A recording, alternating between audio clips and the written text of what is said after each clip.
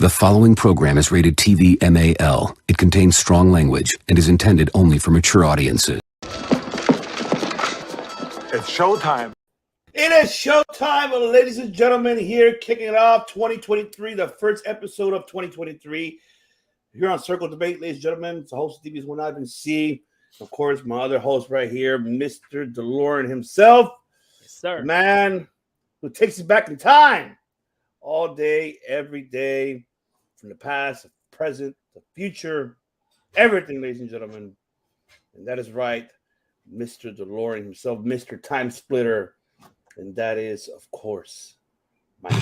Hey, Doc, we better back up. We don't have enough road to get up to 88. Roads? Where we're going, we don't need roads.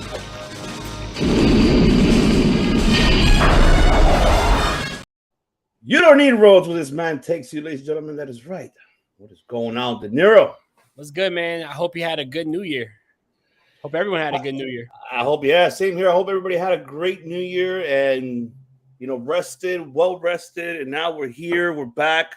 We just started already with the New Japan show with the predictions, and we'll be back for that Saturday for the recap and the New Year's Dash as well. Yes, but Start maybe 2023 off right. Yes, sir. So before we kick it off, don't forget, ladies and gentlemen, for especially all you ladies who want to purchase your merchandise for your vatos, for your sanchos, for your baby daddies, whatever you want to give them, whatever you want to call them, make sure you go to manscaped.com and any merchandise, purchase your incredible merchandise, anything you purchase, make sure you put the promo code DeLorean, capitalized DeLorean. You get 20% off of all your merchandise that you purchase from manscaped.com, of course. And Happy New Year to you too, young Anthony. What is going on? Happy New Year, bro. Happy New Year, brother. Yes. So yeah, definitely make sure you hit that promo code. You know what I mean? Go to manscaped.com, copy your man grooming needs, and make sure you get 20% off by putting the promo code DeLorean, all caps.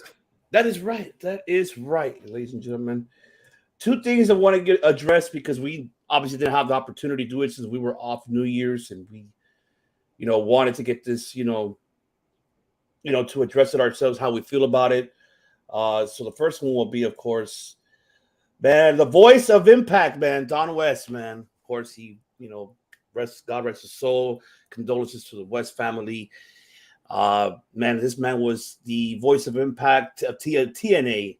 Total Nonstop Action, now known as Impact. Just wants to give our condolences. Of course, he passed away on New Year's Eve, with the battle with lymphoma. He was battling out that cancer, but unfortunately, didn't make it. But we're here to celebrate his life, not, remorse it. And so we're here to, pretty much give our brief take. Don West, for me, my biggest one was when he went nuts when Kurt Angle made his debut on TNA. I remember how he went nuts. Oh man, I enjoyed Don West, man. Oh man. Well, give us your take, De Niro. What were the best memories of Don West? Man, there's so many because there was a time period where I was a huge TNA fan, and there's just so many that I remember. One was I believe it was the first Bound for Glory where Jeff Hardy did a huge swanton bomb from the top of the entranceway. And Don West just fucking lost his shit, which I loved. I love his reactions because his reactions was a reaction that a fan would have. And it was nice to hear someone who was a fan of the product calling the product because it made you want to get more excited for the product. So his excitement was infectious. Another one, when Elix Skipper walked the top of the cage, Don West went crazy. And I remember going all the way back to 2000, I believe it was 2002. I believe it was Amazing Red versus AJ Styles, where Don West got so behind Amazing Red, he stood on top of the announce table chanting Amazing Red. And not only did that moment get Amazing Red over, but it showed how much of a fan Don West was. He was stopping his job as a commentator to chant along with the fans. And something like that really was infectious. So definitely Don West, absolute legend. I really wish that he got his flowers while he was still here with us because he was a guy that definitely deserved a lot more accolades. And it's just so sad. He was gone too soon. Yeah, absolutely. I totally agree. Like I said, man, Don West was one of my very underrated. Him and Mike Tenay of commentating, man. I could literally put him up there next to JR and Jerry Lawler. Honestly, I know I may get we could debate about that. I mean, people are watching, Not listening, with but me. I agree with you. they're second behind, Jerry Lawler and Jim Ross. Him and Tenay were a fantastic duo. The real voices of TNA for sure. Hell, definitely. Shout out, of course, to Mr. Universal himself. What up, The Nick? wrestling, of course. That's right, Nick. And of course, New Year, bro. the future broadcast. What is going on? Good Broadcast, evening. what up? Yes, subscribe to these. Mi familia right here. ACS videos. Of course, Young Anthony's new channel, and of course, the Universal Wrestling Podcast and broadcasts as they bring you good shit. Just good shit. And it's done. You got to be kidding me. Yes, I remember. I love it. I love it. Yes, Don. Yes. Absolutely, Young. Yes, Kurt Angle, Samoa Joe calling it out for sure. Yes, that was like one of my favorites. Big time. All right. Another thing I want to get out of the way, and just because even though we're not, speak in about, the National Football League, but still want to, pretty much, of course, give our prayers to, DeMar Hamlin. Of course, he's getting better. As what was updated earlier today that he is awake. And who won the game? Like you won the game of life. So you're back to life, and I'm happy to hear that he's doing great. I'm happy that he's getting better, even though he's still critical in condition, but he's at least waking up and 50% there from his lungs. So I'm happy to hear that. I commend that they stopped the game because it's the first time that ever happened in a field that way. And of course, even though we're a pro wrestling podcast here, but we want to, of course, give our prayers and thoughts for, DeMar Hamlin to get better. And mind you, we don't want to see this anywhere in any kind of sport. And mind you that professional wrestling is a sport, even though it's predetermined, but it's still a sport no matter what. It's still real to me, damn it. I just wanted to say that. It's still real to me. But just wanted, give my prayers out for that. And I'm glad that he's doing well, and, best wishes to the families and everyone else out there, for the Hamlin family, and to all the football players who, I commend everybody for their prayers and prayer for DeMar. And Chris Jericho donated $10K for his toy drive too. So shout out to the greatest Jericho of all time for doing that as well, man. So, yeah, definitely. Gosh, what a scary moment that was. It was. It's just something that you don't expect. You go, you put on the game, and you don't expect to see something like that. So definitely prayers for DeMar. It was absolutely scary, but I'm glad that he's starting to get out of it and starting to do okay. So definitely. And go support the drive. Absolutely. Support the toy drive, ladies and gentlemen. $1 or $2, it ain't gonna hurt. Support, his toy drive. I'm glad it's doing very well. And like I said, I'm very happy that he's, awake, and hopefully we'll see him not in the field, but see him soon, be out there supporting, his teammates, and, give this man the elevation he deserves, man, for battling this critical situation that had us like, wow, so. Yeah. All right. Last, very brief. I know everybody's waiting for it. We're going to get to the pro wrestling news and everything else, but I want to get this out of the way. SmackDown, very quick. Of course, the Tribal Chief was pissed. They lost against KO and John Cena. But overall, SmackDown was great. I really enjoyed it. It was a great way to end 2022, because a lot of things happened there that I was like, what the fuck just happened? Which we'll get into the aftermath. Oh, yeah. But I want to get your thoughts on the main event first on this one. Were you happy to see John Cena? And man, KO, I mean, I don't know. I'm trying to figure out myself too, where did he get that bruise during that match? Oh, I saw it. Okay, so can you break it down for me? Break it down. First of all, definitely was excited to see John Cena. I feel like I said last week, the older I get, the more I respected John Cena. I was one of those, Cena sucks guys growing up, and wasn't the biggest fan of his in like the late 2000s and early 2010s. Super Cena, 5-move Cena. I was one of those.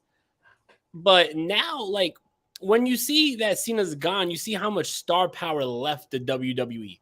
And you see what type of star he was. And now, as someone who's older and watches wrestling from a different point of view, you see how great John Cena was in the ring. Because, all right, he didn't have the best moves, but the stories that he told, the emotions that he told in the ring were fucking amazing. So definitely John Cena is one of the greatest of all time, whether you like it or not. And I think that is really cool to see John Cena. Definitely, even though he spent maybe a total of 2 minutes in the matchup, Nick, I'm right there with you. John Cena spent like 2 minutes in the goddamn matchup, but still was awesome to see his presence. And yeah, if you remember, if you go all the way back to War Games, Survivor Series War Games, Kevin Owens slapped the fucking shit out of Roman Reigns and busted the man's eardrum. So there was a moment in this matchup where Kevin Owens is pinning Sami Zayn and Roman Reigns goes to break up the pin and punches Kevin Owens as hard as he can in the fucking eye. I mean, that's an old school receipt. Yep, so that was it. I think that's why Kevin Owens couldn't get mad at it, because it's a fucking receipt. So that's what happened to Kevin Owens' eye. If you saw on Raw, that shit was still swollen. So, oh yeah, oh that was a receipt, of course. Sir. That's how you can tell Roman told Why don't you play games with me? Yes, don't play games. I love that clip because if you check out Paul Heyman's reaction on the side, yeah, Cena's the embodiment of you don't know what got to it's gone. Good to see. Yes, great point. Absolutely, great point, Anthony. Great point. Now during the SmackDown show, of course, the shocker was, she is back, and she won the SmackDown Women's Championship after Ronda Rousey had a great match. Actually, I know people still give her the benefit of the doubt. Ronda Rousey's performance in the ring, but she did a great job against Raquel Rodriguez. I enjoyed it. It was actually good. It was a good match. Good ending. How it ended. Being on the top rope and falling down and still holding on to the armbar. So I give kudos to both of those ladies. And then, of course, Charlotte comes out and Ronda was, oh man, I'm feeling hot today. I'm feeling froggy. Screw it. All right, you want to challenge me right now? All right, let's do it. I could go. And of course, we got the pin. Charlotte is now the new SmackDown Women's Championship. What do you think they go from here, De Niro? What do you take on the return of Charlotte, and what's next after this? What are we going to see? I mean, I'm a Charlotte fan. I like Charlotte. I don't think she needs 14 title reigns, to be honest. But, we're just probably going to see another chapter in the Charlotte Ronda Rousey feud. I believe this is Charlotte's 14th title reign. Yeah, I mean, there's not much you can say about this. This is the feud that's kind of reminiscent of Roman Reigns, Brock Lesnar, where every time Ronda Rousey's there or Charlotte's there, they keep on going back to this feud. So I guess it's just going to be different now, because every time we've seen this feud, Ronda Rousey was the babyface and Charlotte was the heel. Now it seems like the roles are definitely reversed. So I would like to see how that dynamic plays out.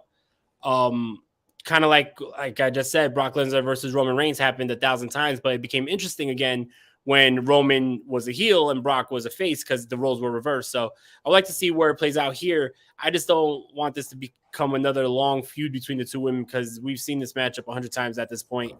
And I mean, Charlotte, whether, just like I said about John Cena, whether you love her or hate her, you can't deny the fact that Charlotte's one of the best in-ring performers, not women, men or women. She's one of the best in-ring performers in the WWE. So I am definitely not mad at her coming back. I'm not mad at her winning the title. It's just that she's about to, beat her dad's record if she gets 2 more of those things. And she's still, got many years to go, I think. So it's going to be interesting. But shout out Dom. What up? Shout out Dan. What's good, guys? What's going on? Bakley and Dom, Top Rope Wrestle Talk, of course. Bakley, what he said. Hopefully, we see the rise of Raquel with her winning the Rumble and Ronda and Shayna. Yes, I've been saying that. I've been fucking saying it. I've been saying it. Fucking might as well let them go after those tag titles. They're not doing nothing with it. Make them relevant. Take over. Dominate the women's division with the tag, and then I don't care. Just do something with it. That would be an insane tag team. Like who is going to beat them? Who would beat them? Exactly. Who would beat them? Who? That's what I'm saying. The women of destruction right there. You have them come in, be like the Taker and Kane and take over the tag team division. They could do that. I know that the charisma is not there. I know they get bashed on because they don't have mic skills, but they do have the in-ring skills. They don't have mirrors when they do their eye makeup either, apparently. Yeah, they don't. What the fuck they be doing? The raccoon look ain't it, girls. It's not it. Charlotte Raquel would be fun. I mean, yeah, I agree. I think that would be fun to see. I'm intrigued. I am intrigued. All right, and of course, but you know what? Damn, I forgot. Shit. See, this is how you know that we took a long break. But I gotta play it because we're almost towards the end of SmackDown. But I wanted to play it. Underrated, man. Underrated. For real. This that SmackDown on UPN era. Remember SmackDown on UPN? Oh yes, SmackDown on UPN. Yes, it is underrated. Shit. Charlotte with the Rumble. Is UPN even a fucking channel nowadays? I think that shit's long dead.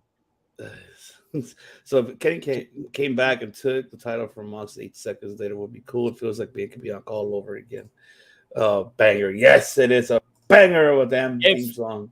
Kenny Omega came back and took the title from Mox in 8 seconds. Like, I see, that's the thing. Like, I don't like when this happens regardless. I think they should have saved this matchup for the Royal Rumble. Like, I never liked the whole, person comes back and then wins the title and their comeback matchup in a couple seconds. Like, it's a little to me. I rather, if this would have been like a brawl or something and led to a matchup at Royal Rumble, because guarantee you this is probably going to be a matchup at Royal Rumble anyway. So why do the title change now? Why not save that for the Alamo Dome where you're going to get a lot bigger reaction? But I guess they want the shocking, way to go into the new year. Last SmackDown of 2022. Let's give a little shock. Ronda Rousey loses the title to Charlotte, who no one knows is even there. So I could understand why they did it. So I'm not, shitting on it, but I don't like the fact that this happens too often in the WWE where a wrestler comes back from injury and then wins the title by beating whoever's the champion in a couple seconds. Yeah, I feel the same. I mean, all right. Now we move on to very briefly. We're getting there, folks. I know everybody's waiting for the topic of the night that everybody wants to talk about, but we got to talk about this stuff first. We got to talk about it. That's right.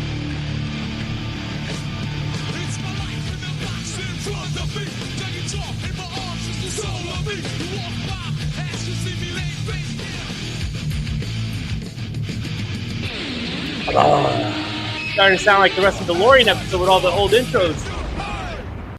We have to, since we haven't seen DeLorean as of late, so we got to keep it alive with DeLorean, baby. We got to. Oh, yeah. No, I got an announcement at the end of the show. Definitely. All right. Raw recap, very brief. You might see a DeLorean less than 24 hours from now. Ooh. Yeah. But very brief for the Raw. I like the fact that the Usos, the Bloodline itself, what the hell they're doing. I am loving the fact that they're taking over since they've been starting to do that, been taking over, the Raw, the whole entire show. I like they're getting heat. This is exactly what they needed. And I mentioned it a couple weeks, 2 weeks back. This is how you have all eyes on the Bloodline, because now you have the Raw roster. Now you have the tag team titles that are going to be kept an eye on, besides Roman Reigns. You have Solo as well, who's been hot as of late, and his matchup with Elias, great. I don't know who was the other guy. Taking that piano bump because that shit looked nasty. Oh, yes, that shit looked brutal. It was brutal. It definitely was brutal.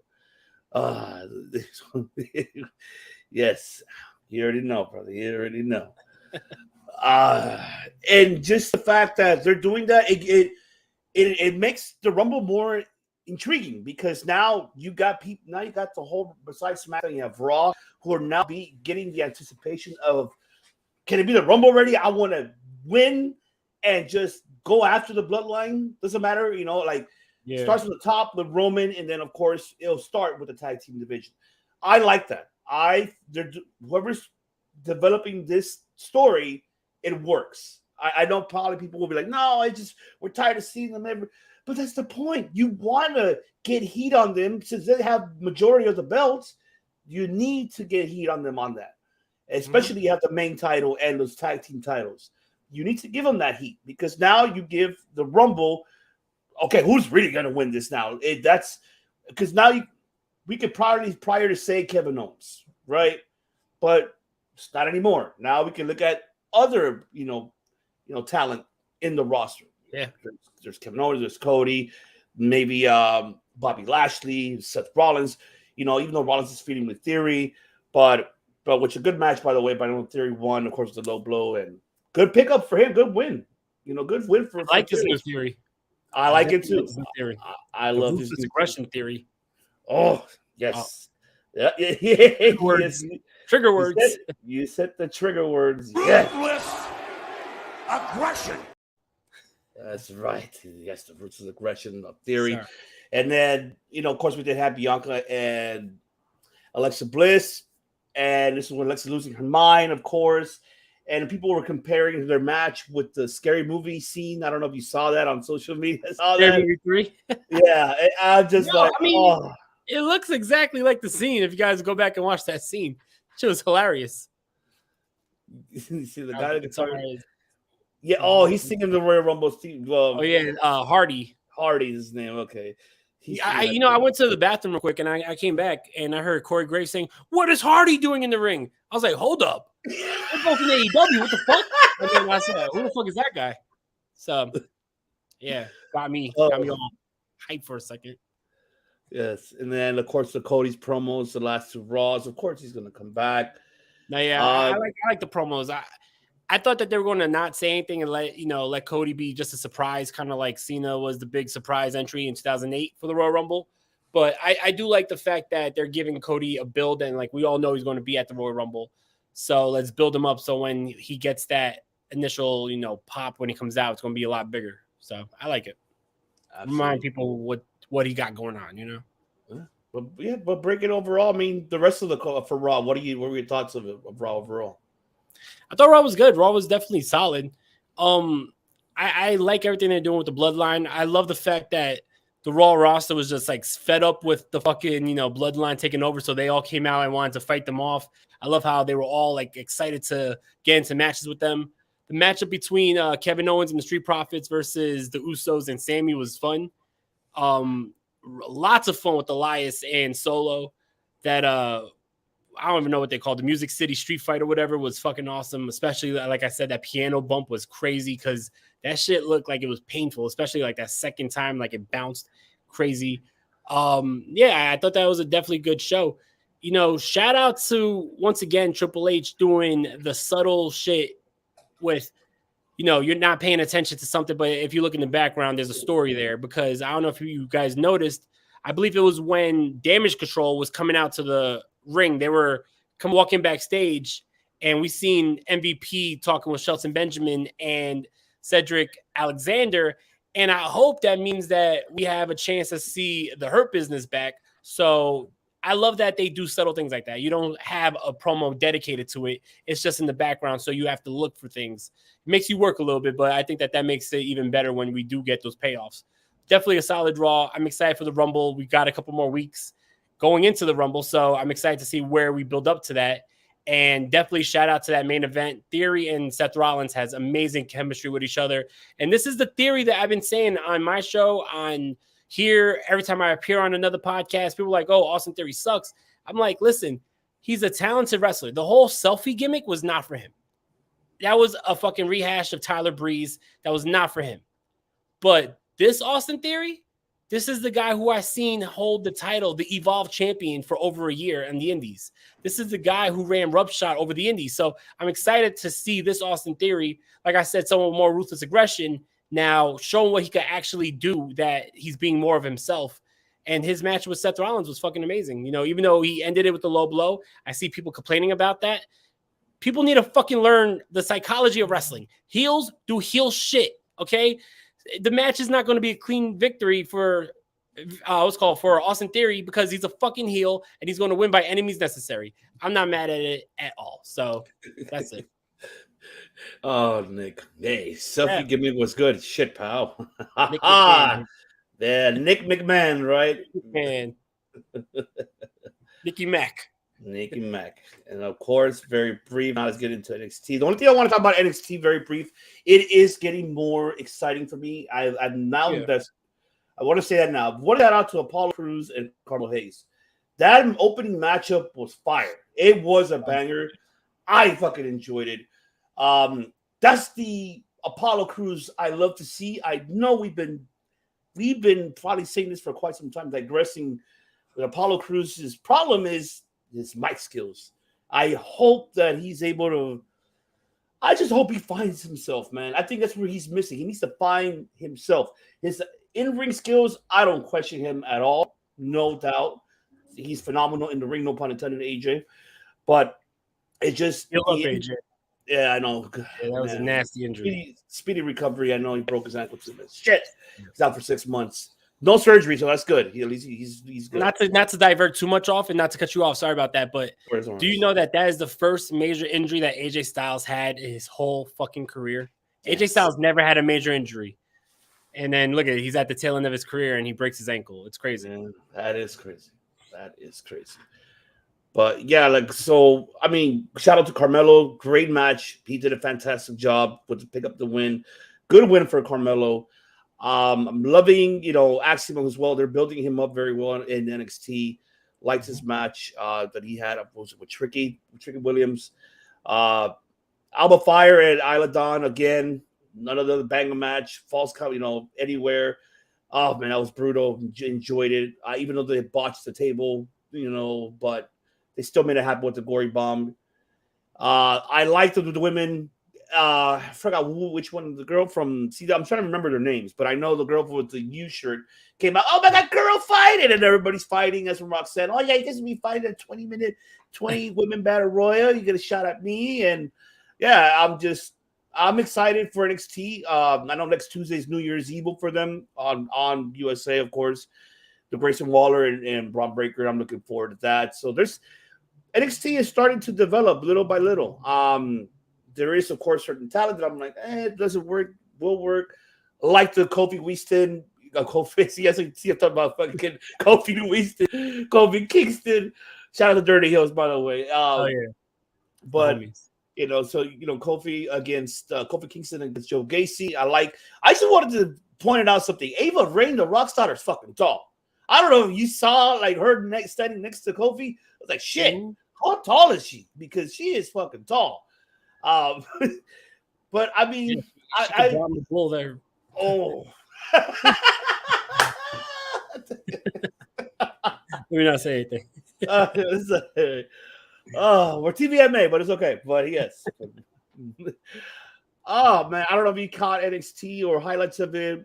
Give us a take. What do you feel about NXT's momentum right now? That it's coming fresh new year, it's starting fresh, and how they're heading into Mania weekend for them. How do you feel about it? I feel like NXT has been, even when they were still 2.0 with all the colors, like they definitely were building up and getting better and better and better. So I think that now it's like, having the influx of some of the main roster talents like the New Day on the show, having guys who are ready to go up at any moment like Carmelo Hayes and Braun Breaker on the show. It's a fun mix of styles and stars. I think that people need to give it a chance. For everyone who was a fan of Black and Gold, this is closest to what we had before the whole, what's it called? The whole 2.0 reboot. So I enjoy it. Carmelo and fucking Apollo was amazing. There's such great chemistry between these two guys. I would love to see another match between them. Apollo, he definitely showed a little bit more character work on the main roster when he went to the Nigerian king gimmick that he had with Commander Aziz. But yes. Like the whole gaining that accent and acting all like that shit kind of like took me out because like, where's the accent coming from out of nowhere? But like for sure, I think that he still needs mic work, but like in ring, the man is fucking amazing. I've been following this guy for a long time. I remember when he was on the Indies as Uha Nation. Like he was fucking amazing. And I think that he's a veteran that could teach a lot to these younger kids in NXT. But eventually I do feel like he does come back up. There's always going to be a spot for someone that talented in WWE. So I really did enjoy this episode. And I think that people need to give it a chance, especially if you want to give it a chance, tune in next week because New Year's Evil, that card looks stacked. I'm definitely excited for Waller versus Braun Breaker.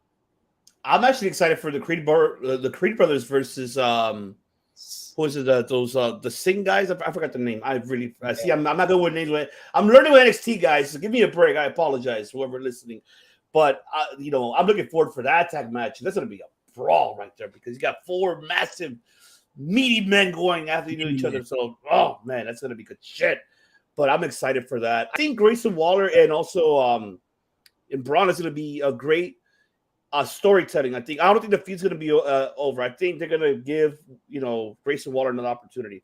Oh, there you go, Sangha and Veer. Thank you, Bakley. That match versus the Creed brothers. I'm excited to see that one. But ain't ready for. I know he's probably not ready. We all been saying that too soon, but we'll see. We'll see what happens for sure. What is going on, Claudio? That's right, 34, ladies and gentlemen. What up, man? 34. All right, now at the moment everybody's been waiting for. Everybody's been waiting for our thoughts, and of course, and here we go. That is right. Who's that? Mercedes Moné made her debut at New Japan Wrestle Kingdom 17, which I was up. I know I tried to do a live show, guys, but no, there was no way. I was in and out, falling asleep. I was trying to make sure that I did not want to miss the whole entire card. But it was a great show. If you haven't watched it, go back. Subscribe to BeachPanWorld.com, man. And you can watch New Year's Dash for free. It's right there for free as well. The whole card was great. I enjoyed it, but we're going to save that for Saturday's recap. But Bakley's he's going to be joining us on Saturday. We'll talk about that and New Year's Dash. We're not going to get into the whole card. We're only going to get into the debut of Mercedes Moné. Of course, the anticipation that it happened. And I know we got the entrance money. And then she came out. Man, I like, the way she was dressed, the way how she came out was, oh, man. It's Dirty Heels approved. It definitely is. It definitely is. But, man, I lost my shit. I was happy. I was like, yes, finally. Yes, I was. And now she came out right after the match that Kyrie had against Tam Nakano. Kyrie retained. Of course, Mercedes came out, shook hands, gave her the whatever gory special that I know it wasn't her botch. It was more Kyrie. It is what it is, guys. I mean, but overall, it's now great for New Japan. But the biggest question here, De Niro, besides getting your take on her making her debut in New Japan, and we already know she's been working with Stardom. A lot of people are speculating, and because of the dirt sheets, I want to say that dirt sheets, that we might see her in AEW. That, we'll get into Dynamite, and we'll talk about it with the director too about that. But I want to get your takes on Mercedes Moné, my apologies. Give us your take on the name and her debut in New Japan, and what is your expectations? Are you excited? Her competing in Stardom, and she made the announcement she's fighting on February 18th, Battle of the Valley, challenging Kyrie for the IWGP Women's Championship. Are you excited, De Niro? How are you happy that this debut, and do you like the name? I mean, Sasha Banks is one of my favorite women's wrestlers of this generation. Like, she's amazing. And what up, Devin? I appreciate my tribal chief. Throw those ones up. Throw those ones up. Okay, I gotta play the things up. Acknowledge me. You gotta acknowledge my tribal chief right there. Yes, sir. Always gotta acknowledge. Hell yeah. But I mean, I'm definitely excited. I'm excited to see what a non-WWE Sasha Banks looks like. What does she look like in the ring? Like, what the character is going to be as it develops more. As for the name Mercedes Moné, I like it. Mercedes, I believe, is her real name. I believe that's her. Like, that's her real name. That's her government, right? Yeah. So definitely cool. It shows that she's more of herself, I guess, by going by her actual name. Monet just fits perfectly just because of the whole gimmick, the boss, banks, money, blah, blah, blah. So it does fit. As for the debut, I was cool with everything besides the promo. That, the crowd, that first of all, the language barrier, it sounded like she expected more of a reaction, and it kind of threw her off on the mic because the promo was not hitting with the crowd because the crowd doesn't, speak English. So it seemed like there was a little disconnect there, but I feel like if she was to go to AEW, that would have hit a lot harder with those fans. But for everyone saying, oh, she botched this, she botched that, first of all, she hasn't been in the ring for how many fucking months? Yeah. It's been a while. I think, when did she walk out? May? Yeah, May last year. So yeah, do the math. Like, how many months is that? Like, it's a while. You know, ring rust is real. We've seen wrestlers take 2 weeks off and then look rusty in the ring. So if you're not getting those reps, not getting those bumps in, then you're going to look a little rusty. So I'm not mad at that. I fucking hate these fucking fickle ass fans who are constantly like, oh, Sasha Banks is one of the best. Can't wait for her to come back to WWE. And then all of a sudden she shows up to New Japan. It's like, oh, well, she was never a star. She's about to get exposed. She's about to, like, that happens to everybody. Everybody who leaves the WWE, there's always that talk of, before they go somewhere else, is like, oh, WWE fucked up by letting them go. And then when they show up somewhere else, oh, well, they never really were a draw. They're not going to be a needle mover. Like, shut the fuck up. I see so many people shitting on this. This is such a cool moment. Sasha Banks, in my opinion, was a WWE lifer. So the last thing I was going to even imagine was Sasha Banks in New Japan. So I think that this was an awesome moment. I'm all for it. Can't wait to see her and Kyrie at Battle in the Valley. Definitely down for this. And if she does go to AEW, it'll be awesome, because I doubt she's going to be on every New Japan show. So while she's like in between New Japan tours, why not wrestle in the United States with AEW? I know there's been reports that she was going. Well, you said we're going to talk about it. I know that there's reports that she did sign. Now there's reports that she didn't sign. She's not going to be. So yeah, it's going to be interesting. But hey, you never know. We didn't think Saraya was going to show up, but she popped up. So I would not be surprised if we see Mercedes Moné anytime soon in AEW. Fickle. They're fickle. Yes. You fucking fickle.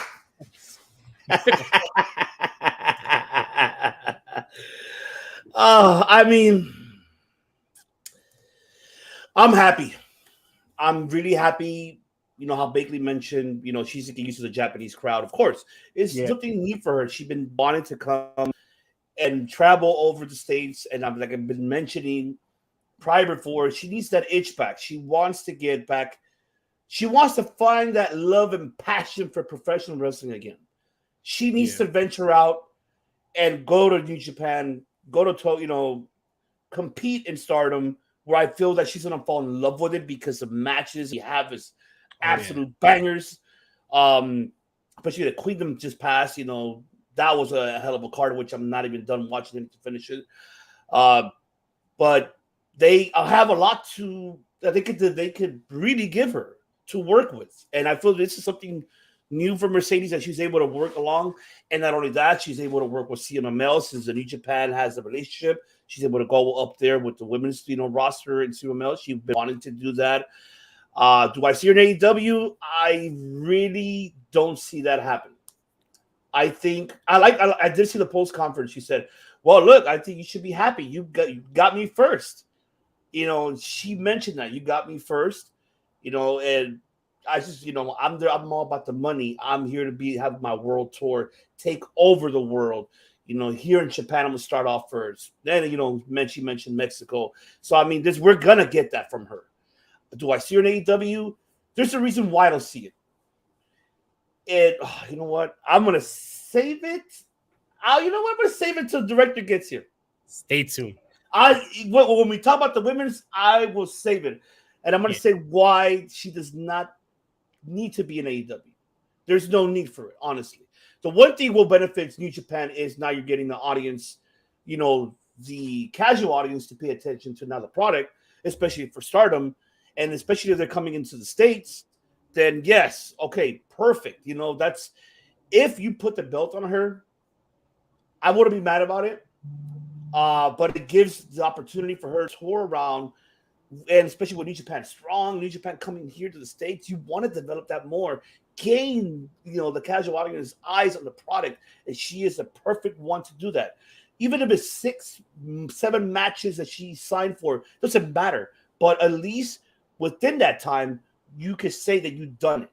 And that's one thing I'll give kudos to Bushido Board and New Japan and Gato. They got someone, a high market, value, that she is. She's a hot commodity, and she's the hottest free agent on the market. Mm-hmm. And that goes for men or women. Who's a bigger star right now on the free agent market than Mercedes Moné?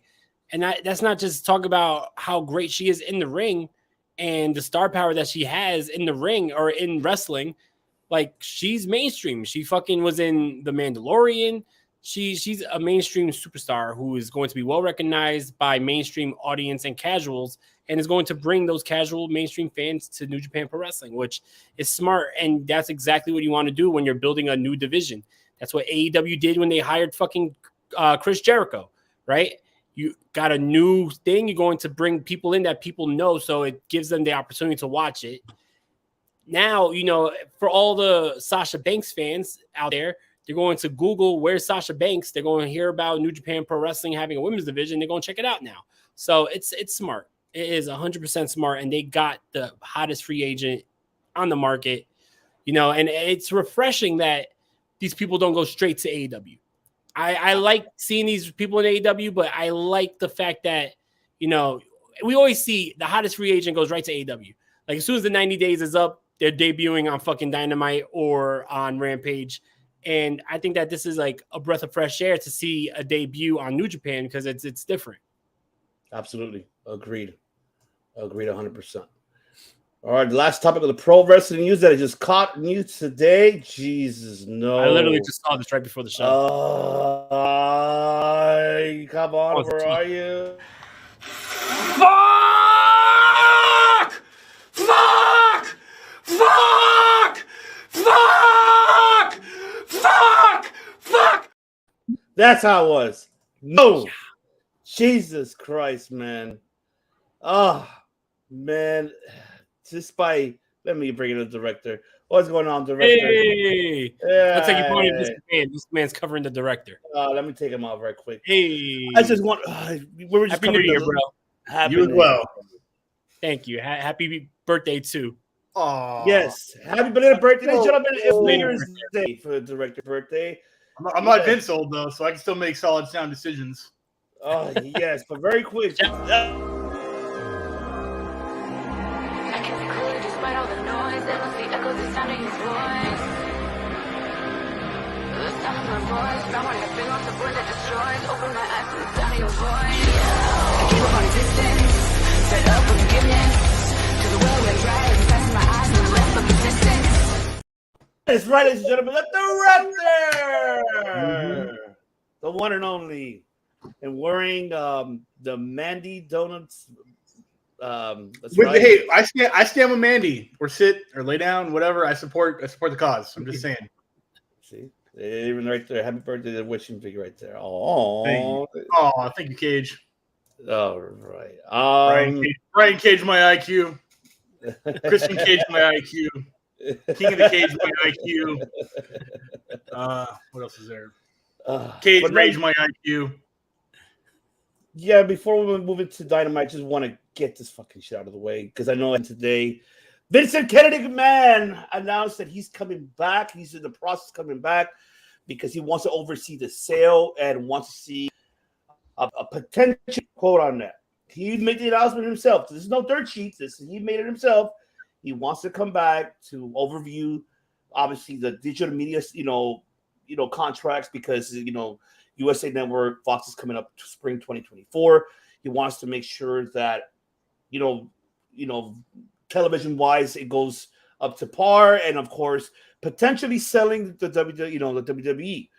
And also, he's bringing two of the former people that he fired from the board to add him on the board. Why? Because he wants them to vote him back in. Remember, Vince still has majority ownership, so he could vote himself back in. So that's why he's bringing these two other people that he fired, so they could kind of like be along his side, so they could vote for him to bring him back on board. But what does this mean for Stephanie and Nick Khan? Stephanie is the chairman, Nick Khan's CEO. So this Vince, stay away. Stay away. It's like a cockroach. It's like I know. Yes, Jesus. When you heard this news, gentlemen, please tell me you were like, everything's fine. And then before I even ask you this question, my apologies. He mentioned, I'm not going to get involved in stories. I'm not going to get involved in no creative roles. Exactly. That's full of bullshit, because you know that this guy's going to get involved somehow, some way. and deteriorate what the product was happening right now currently. This is just a leeway for him to get involved and be back on board in WWE. When you guys heard this news, whoever wants to go first, what was your right away thoughts and overall about this situation? I cried for 6 hours and just stopped crying right before the show. I mean, I'm not surprised. To be honest, I'm not surprised. That's all. Like, I wonder if WWE does get sold. I wonder what this means for like creative. Does Triple H stay in charge of creative? Are they out? Like, I wonder what this means. It's going to be interesting to see how this plays out, but I'm not surprised that Vince wasn't going to be gone forever. Yeah. Director, you feel the same? Is there a buyer lined up, or is he just putting it on the market?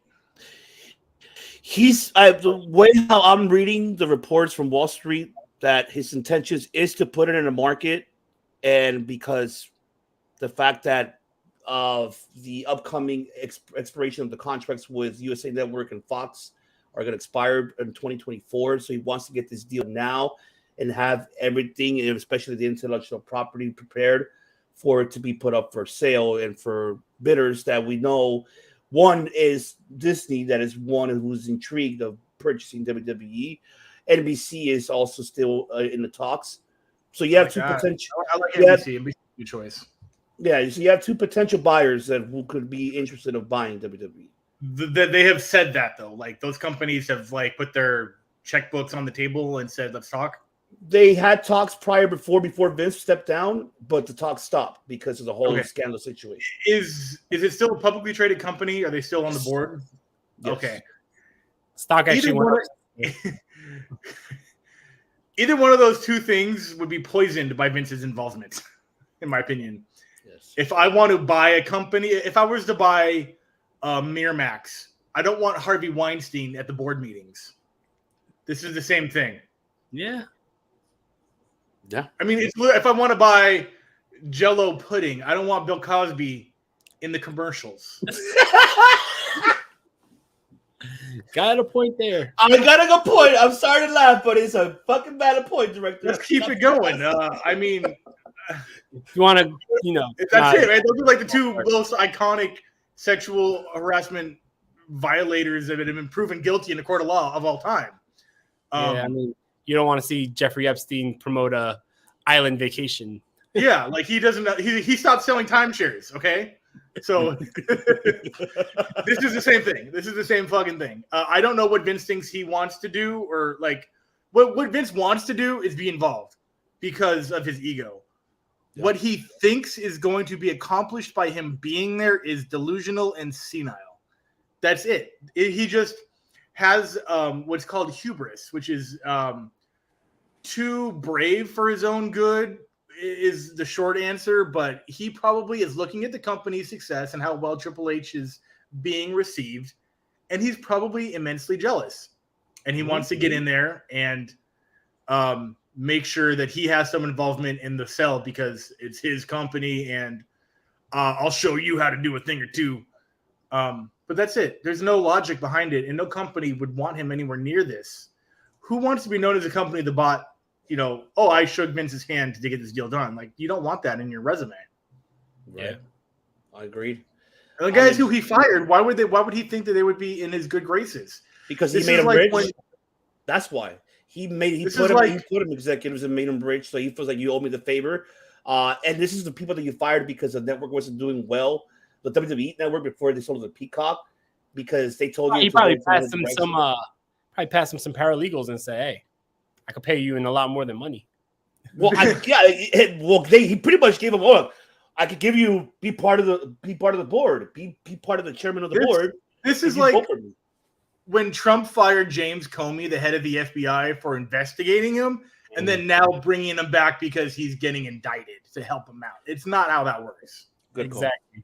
You know who I think might be a sleeper buyer for the WWE? Don't say Dana White. No. He's too busy slapping his wife. Hey, man, he's just training for Power Slap. I mean, look, honestly, though, I think that someone that no one's talking about is the same guy in the same company that bought the XFL from Vince McMahon, The Rock. The Rock and his ex-wife, I forgot what her name is. Danny Garcia, right? Right. You know, I wouldn't be surprised they get a bunch of investors and they buy the WWE. I can see it happening. The Rock is very passionate about the WWE, just like he's passionate about football, and that's why he wants to help out and bought the XFL. He turned down an AEW appearance allegedly as just a belt strapping on someone. I forget the context, but yeah. But which is funny because he made an Impact Wrestling appearance for the Ken Shamrock Hall of Fame ceremony, which was funny. I think that's a little different. I think that's honoring his friend, not the company. But it was still interesting to see The Rock on Impact Wrestling. But definitely, I think that, you know, I wouldn't be surprised if maybe The Rock goes in with NBC, especially with the partnership between The Rock's company with NBC having the show Young Rock and now NBC airing XFL games when that starts up. I think that would be interesting if The Rock partnered with NBC. I'd feel pretty confident about the future of pro wrestling for the next century if that were to happen. I definitely would too. Absolutely. I'm very invested. Once after the NFL season is over, I want to see how XFL, you know, does now that The Rock Johnson, and Danny Garcia. I want to see how that develops, and I'm hoping it goes well for them. And if it does really catch his eye, then this could be maybe how you guys mentioned this. Maybe it could be the, you know, Dwayne pursuing buying WWE from Vince, you know. So we'll see. We'll definitely see. All right. Before we get to Dynamite, one more thing I want to let people know. Make sure January the 27th is coming up. Another SoCal Pro Wrestling event. PCW Ultra, the anniversary, which is the 7-year anniversary for PCW Ultra, coming to you live on January 27th. Make sure you guys purchase tickets. Go to PCWUltra.com. As, of course, we will be there in attendance, of course, and we're sponsoring Sim Bodie versus Alexander Hammerstone. You have Masha Slamovich versus Viva Van for the PCW Ultra Championship. Black Taurus versus, of course, Jacob Fatu for the PCW Heavyweight Championship, and much more matches. Davey Richards, we're making his return, versus Jay Bidell for the Ultra Lightweight Championship as well. Go to PCWUltra.com, purchase tickets because they're going to sell them like hotcakes. We'll be having a raffle soon to give out 2 free tickets, so stay tuned for that. So make sure, ladies and gentlemen, purchase tickets, go to PCW Ultra. That's right. Now it's time, people. You know what time it is. It is time. It's time! It's time! It's Vader time! Dynamite! But I want everybody's wrong picture. Let's see. Where the hell's the picture? So, Jesus Christ, this is what happens when you have so many things here. But yes, Dynamite, ladies and gentlemen. The brand new Dynamite, the production, everything else that but let's look at the card here, first of all, before we even get into it. Before we get into the actual card itself, I want to get your gentlemen's thoughts of the new look, how AEW looks. It's to get your thoughts. I have 2 pictures here for you guys so you guys can see it. That's what I was looking for. So let me pull them out right here. Let me move this out of the way. All right. So this is how it looks from on top, right? I'll be honest with you. They did a very not good job of conveying that stage to me on Dynamite. I did not see that. The only thing I saw was that the announce booth was on the face side exit ramp. And I was like, oh, okay. But that's no big deal because they moved the Raw stage like 19 times in his career. That looked sick. That looked cool. That looked it looked like Raw. It basically looked like just like a better house show Raw. There is I'm not gonna say no, bro. You're right. Be clear. Not better than Raw, better than a house show, but almost Raw. There you go. Nero. I don't want to be like an asshole here, but I think it's very half-ass because and I was disappointed. The stage, though, looks fucking awesome, right? I love it. The stage looks amazing. I like the blue and red color scheme, but then you get to the ring and it's the same old fucking black and white ring. I didn't notice. If I were looking at the hard camera angle, I would not have noticed anything different.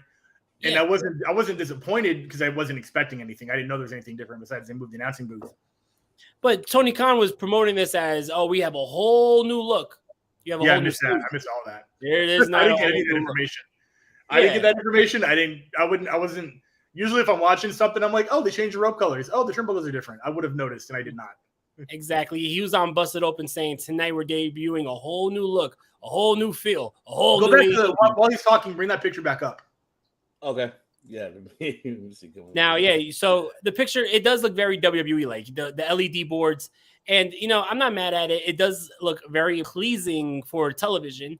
So I know people were saying, oh, it looks too much like a WWE. Listen, WWE has the best production in the fucking world. So if it looks WWE, that's good. But yeah, I'm the ring. Like, if you're gonna go with the red and blue color scheme, put red and blue ropes. Do something different. The fucking logo is still got the black and the white and gold. So your color scheme is red, blue, white, gold. Like, there's too many colors. It's a clash. It looks weird. If you were going to go with the new look, go with a completely new look.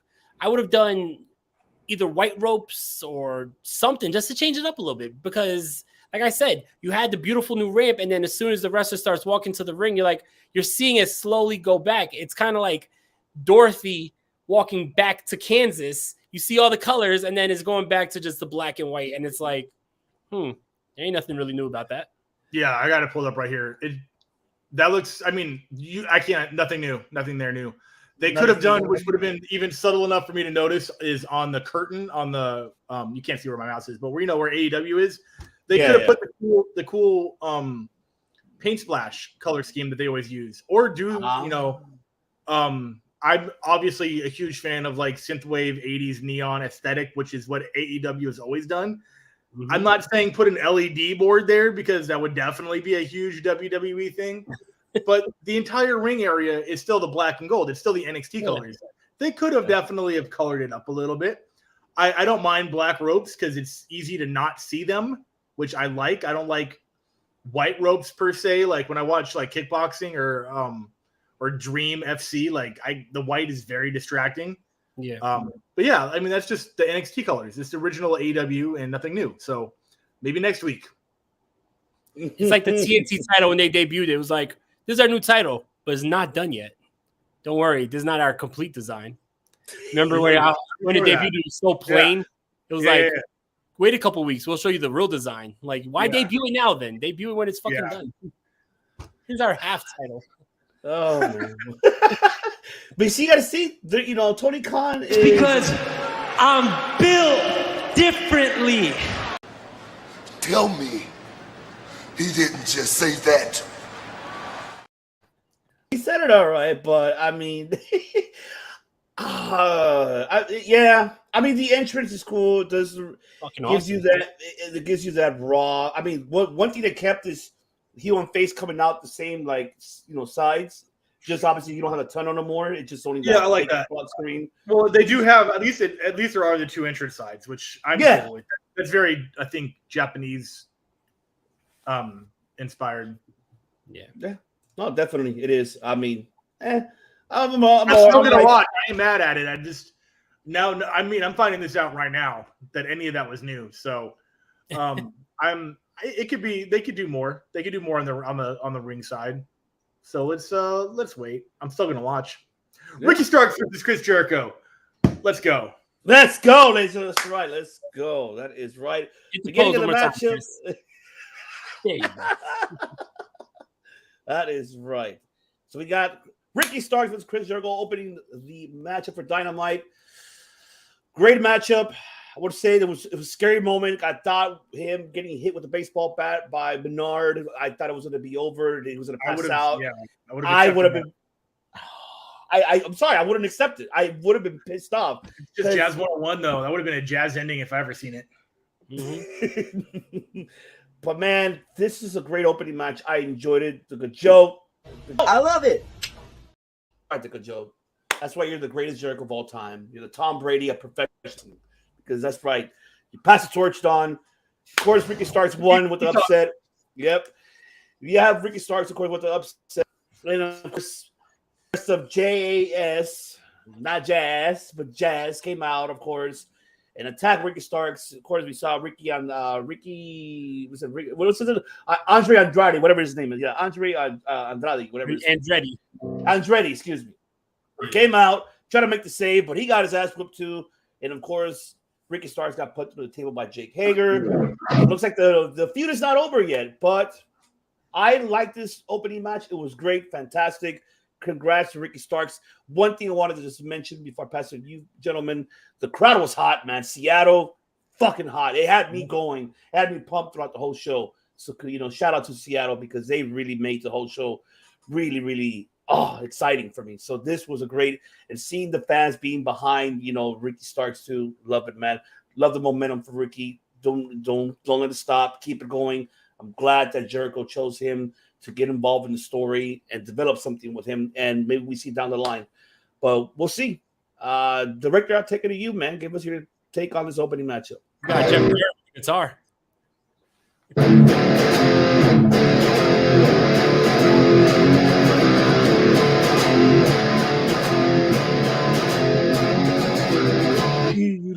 It's lonely inside him. Thank you. I've never actually played that song before. I can do it better. There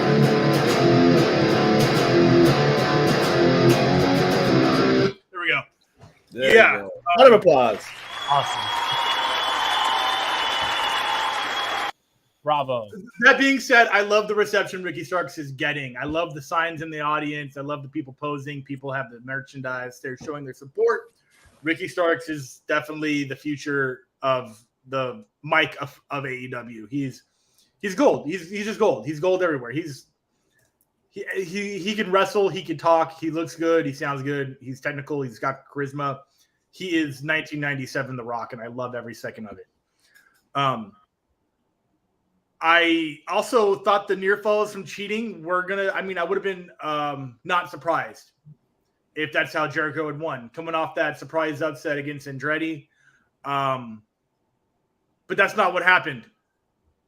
Ricky Starks won, and he won clean, and he got through Jazz to do it. And that's 2 upset losses in 3 weeks for Jericho, which is such a sacrifice to bring up the younger talent like that. Huge sacrifice. I mean, sacrifice in the sense that, like, so many people in the business, their egos are too attached to their wins and not attached to the glory of the rub. And for the layman's at home, the rub is when iron sharpens iron. It's when Bret Hart and Shawn Michaels wrestled at WrestleMania 12.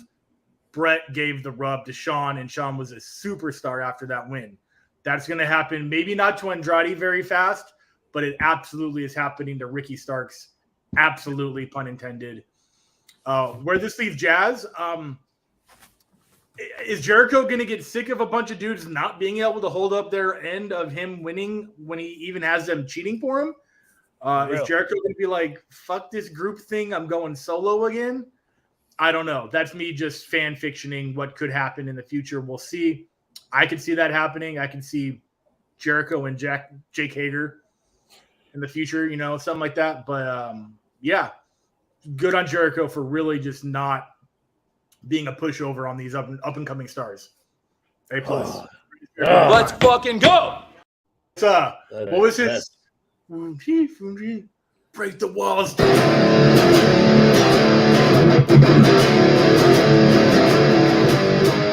Is that the Break the Walls Down from like 99? Break the walls down. Hell yeah. Something like that. I know a bunch of theme songs. Probably forgot more than I've learned. Daryl, take it away, my brother. I got no instruments, so I'm not gonna be able to top that. you can flow. Yes, you do. Hold on, you can awesome, man. They got a mic, man. You're an MC.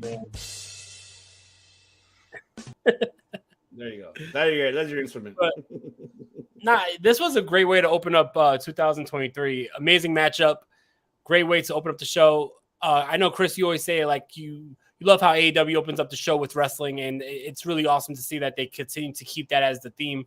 And Ricky Starks is really growing into a real big star for AEW. I think that at this point, you can add him to the pillars because he is one of the new young faces that are going to really go far in this company. And it's a big victory for him to get the victory over Chris Jericho. So really cool to see his stock rising.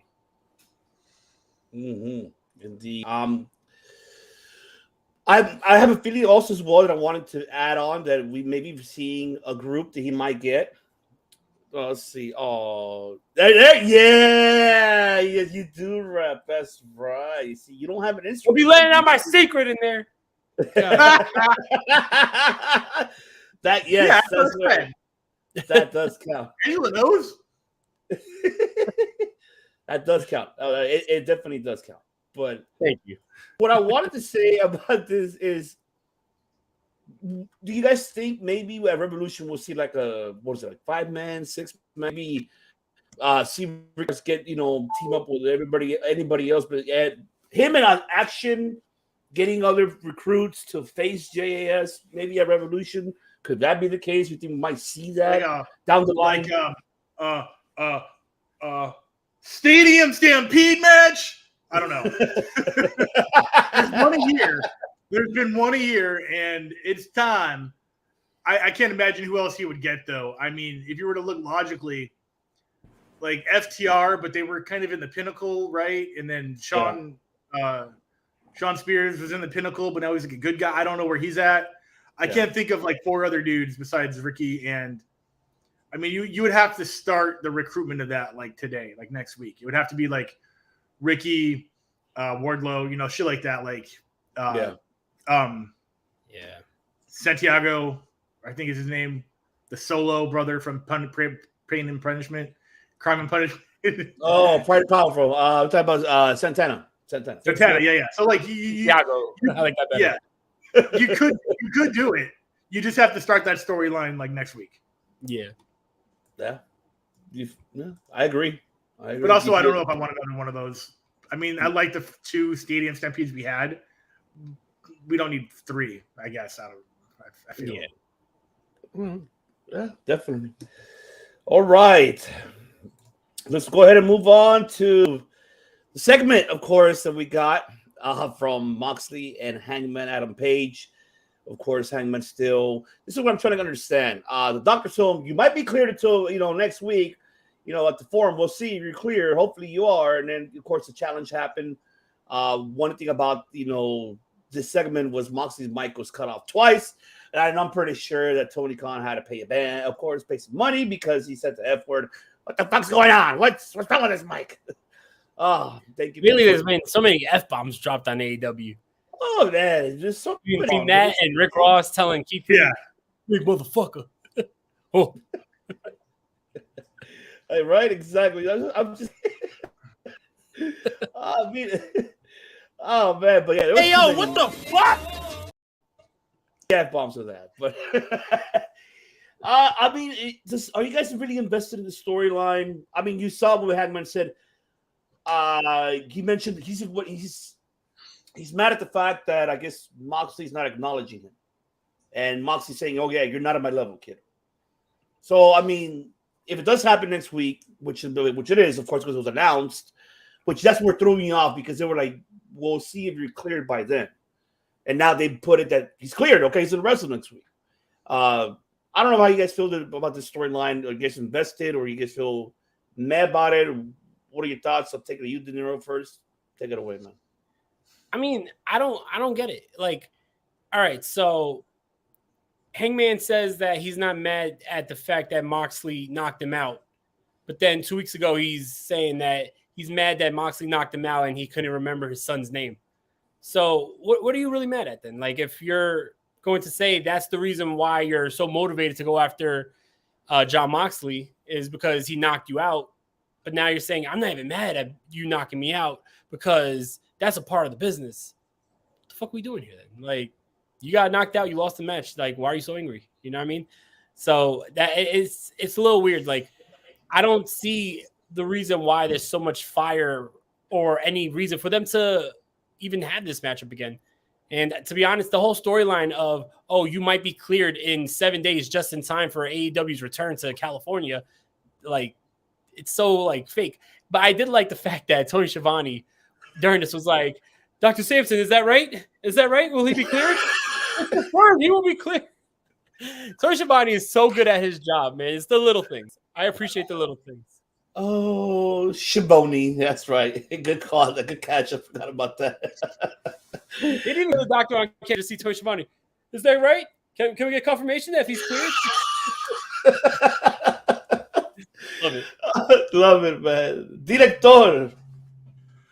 Yeah, so I don't care too much about the I'm a tough guy, no, I'm a tough guy segment every week, but I do care about the match because we all know that is going to be just violence. It's going to be exactly what we think it's going to be. It's going to be a continuation of the first match, which ended with an unintentional kayfabe for real KO of Adam Page, which is super unfortunate. I'm glad he's well, but I'm going to look forward to how they step it up. And is that next week? Are we going to be there for that, or is that going to be Revolution? No, it's next week. After yeah, I'm going to be fucking excited for that. Yeah, I'm very excited for this match. I have no care in the world about their mic time. Or lack thereof, because that was shitty. Yeah, it's just I'm a tough guy. No, it was Adam Page giving us a speech written by Paul Thomas Anderson from There Will Be Blood. Obscure reference. I'm glad you smiled. I know exactly what you're talking about. Exactly. You know, I've abandoned my boy. I've abandoned my boy. I drink your milkshake. I drink it up. That was really good. Yeah. That was really good. That was creepy. That really was creepy. You channeled something there. That was weird. I love that movie. That was awesome. Oh, I love it. And then Wonderful. Have to scream right at that moment. And scene. And then Moxley standing there, and I'm not trying to make light of anything, but like he's jonesing from a withdrawal symptom, which I mean, he's just sitting there like the whole time. I'm just like, dude, chill. Like, you can't be addicted to anger like this, bro. It's like not good. Even the character, and it's like giving me anxiety, bro. Like, right. He's got veins popping. He's fucking literally watching. He's going like this. I'm like, what is that? Who gets so mad they just do weird touchy shit? Like, and then they fake were taking off their leather jackets or I think denim versus leather. They were like, it was like two dudes at a bar who like, let's go outside. No, you go outside. No, let's go out. It's like, dude, just go outside. And neither one of them like. Mm-hmm. One more comparison: the video of the two dogs barking at each other between the gate, and then the gate opens, and then they're still barking at each other, but they don't do anything. It's the same shit. Yep. It is the same shit. And I think that the segment definitely was hurt by the fucking microphone issues because I didn't even notice like that. 3 times. Thank you. I didn't notice that, so I'm glad I didn't notice that. I was just listening to Adam Page read off a script in his head. Yeah, Moxley grabbed the microphone. He starts cutting a promo. Crowd starts chanting, "We can't hear you." So he goes to grab the live mic.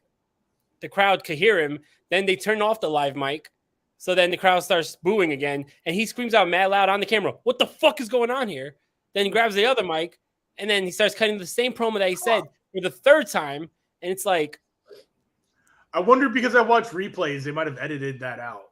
Oh, they definitely did. I could promise that. I would have remembered that. I would have laughed. I laugh at shit like that. I love candid shit, especially because I know Mox is gonna say shit like that. Like he's done it so many times in other companies in AEW. So I would have. I guarantee you, in about 3 days, that's going to be the opening clip in Botchmania. So, yeah. Shout out to Nate from Russell. I love WrestleBotch is my jam. Nate from WrestleBotch. That's who I'm into. Yeah, I think he already put it up too. Because I follow WrestleBotch on Instagram. Yeah, WrestleBotch is shit. All right, and then we get yo, listen. It's by the way, I know you were fucking blowing a fucking gasket when you thought that Jeff Jarrett and Jay Lethal won the tag team. I couldn't wait to get on here. But then it was reversed. Fuck!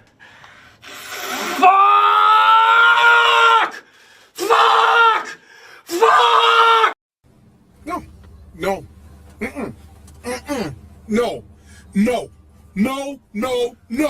No. Hell no. No. Absolutely. Yes, I was like, I swear I was when I was watching it, and then when the 3 count happened, I got off my chair and I'm like, you got to be shitting me. you're really gonna take away the fucking tag team titles away from the Acclaim to these two. I mean, I love Jay Lethal. These two legends, these two Hall of Famers, these two icons. Oh my god, come on, man! I wish they would have kept the fucking titles. I wish they didn't reverse the decision. We could have seen the rematch at the pay-per-view. Think about it. You hate Jeff Jarrett for him doing his job. You know how much heat he would have if he took the titles from the Acclaimed? Jeff Jarrett is here's the thing right now. I'm gonna tell you this right now, and people are going to hate this. Jeff Jarrett is the biggest heel in AEW. Real heel. Not MJF. People love MJF. People think it's cool to boo him. People think that he's a cool character, and people will want to see him. Jeff Jarrett is the realest heel in AEW because nobody wants him there, and that's why it works. His style is the opposite of AEW, and that's why every AEW fan hates Jeff Jarrett. So I think that he's the biggest heel in AEW. Put a title on him, the heat's going to be magnetized by like fucking 1,000. I cannot believe this shit. As much as I want to say you're wrong, but fuck, at the end of the day, you're fucking right. It's the truth. I can't say no to that. And that's why I'm like, I can't believe this shit. It's the truth. He does. It just gives me that, you know, what Chris did. Like, that anger is like, I just want to no, I don't want him there. But I would say one thing I did like, the entrance between My World and Jay Lethal's, good mixed up, by the way. I don't know if you guys caught that. It was like how they mixed the two themes. I like that. I can say I like that. I very much enjoyed their ring attire. The matching ring attire made sense. Yeah. It looked like a tag team. There's not a lot of that out there. I mean, in my opinion, right now, where a tag team looks like a tag team. I agree. Yeah. Yeah. I mean, man, that'll be good match. Of course, Aubrey, because one of the best opening raps as well. Everything that has happened in the past week was super relevant, and he used all of it, and it was super fire. One of my favorite opening Acclaimed raps of all time. Like, he was just so lucky that so much savage shit happened this week, and he just turned it into a shotgun blast to Jay Lethal and Jeff Jarrett. Yeah, all that shit. Go ahead. The rap last week, the music video, that caused a lot of heat, a lot of problems, a lot of real life drama on Twitter. So, Karen, Kurt, a lot of shit was going on. Oh man, definitely. I could say that rap music, that rap video, and the rap from that, before the match started, I would swear, banger after banger. After banger, after banger, after banger, after banger, after banger, because how you mentioned it got Karen, dude, it got Kenny talking. Like, why did Kenny started beginning talking? Because this whole shit was because of the Acclaim, and it got Kurt Angle a little bit in trouble because of like, what? When did this happen? And then not only that, adding Victoria involved in that. Dawn Marie, Kelly. Dawn Marie, and I'm like, what? So, yeah, I mean, if you listen to Jeff Jarrett's podcast, which, Ivan, I'm sure you're not, I don't listen to the podcast. If you listen to his podcast, like, Jeff Jarrett was legitimately pissed off about that rap because it opened up a whole can of worms that he did not want to reopen because, like, a lot of people started, messaging him, oh, you stole Kurt Angle's wife, blah, blah, blah. And he told a story that, before Kurt and Steve Austin stole Mongo's wife. Who gives a fuck? Exactly. But here's the thing, like, Kurt Angle and Karen were separated for a year, living in separate houses because Kurt Angle basically cheated on her with other women in the WWE. And so Karen was single, Jeff is single, and they got together. But because she was still an Angle because they weren't legally divorced yet, it's, oh, you stole her wife, his wife. That's exactly the same shit that happened with Corey Graves' ex-wife. Mm-hmm.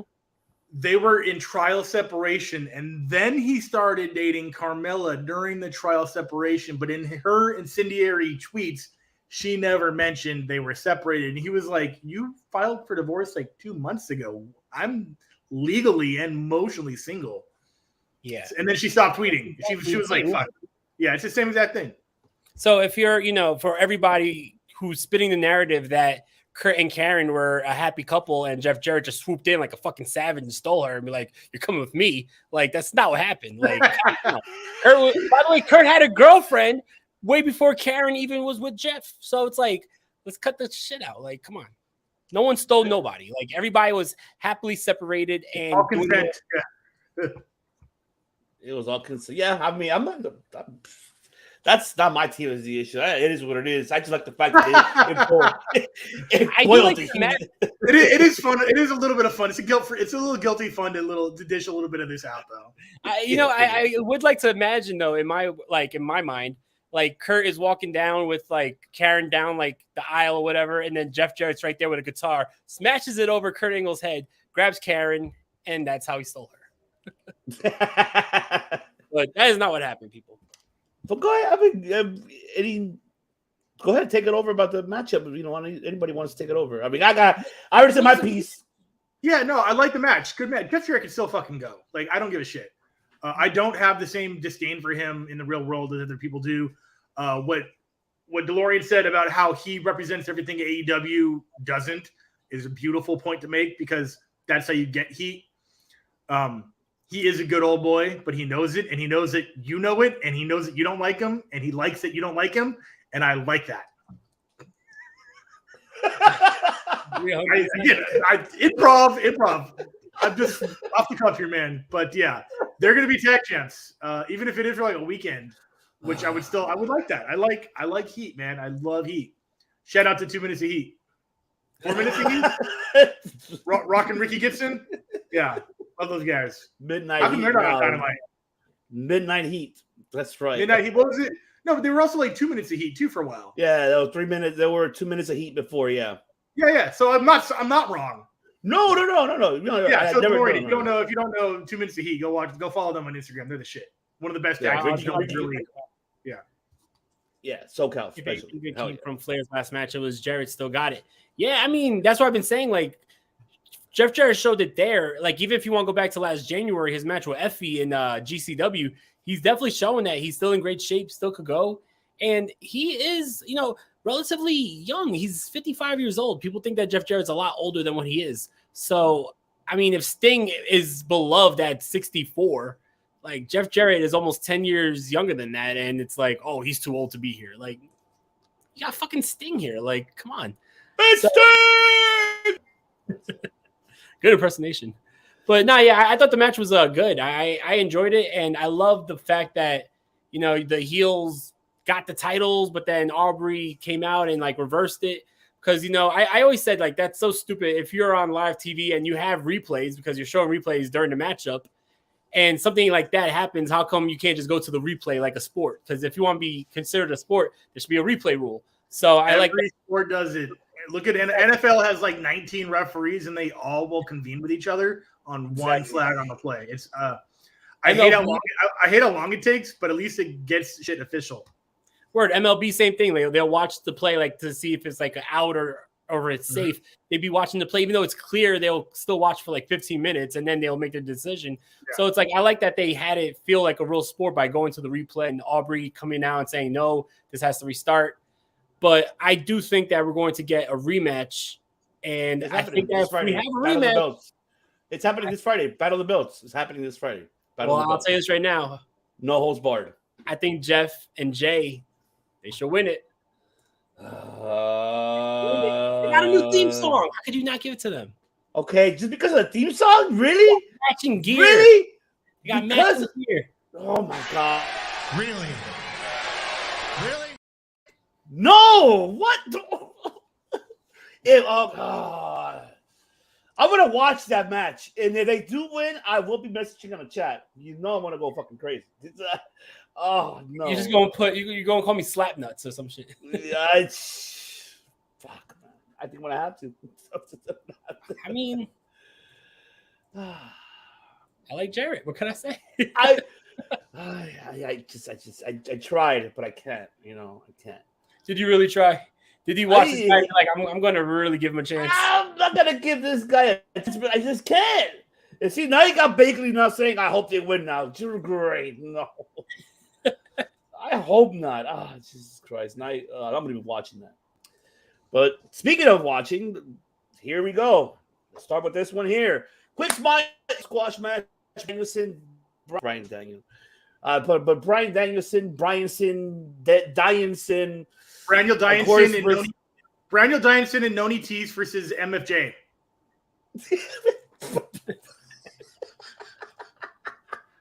Or what the fuck? What? That's what we're talking about, right?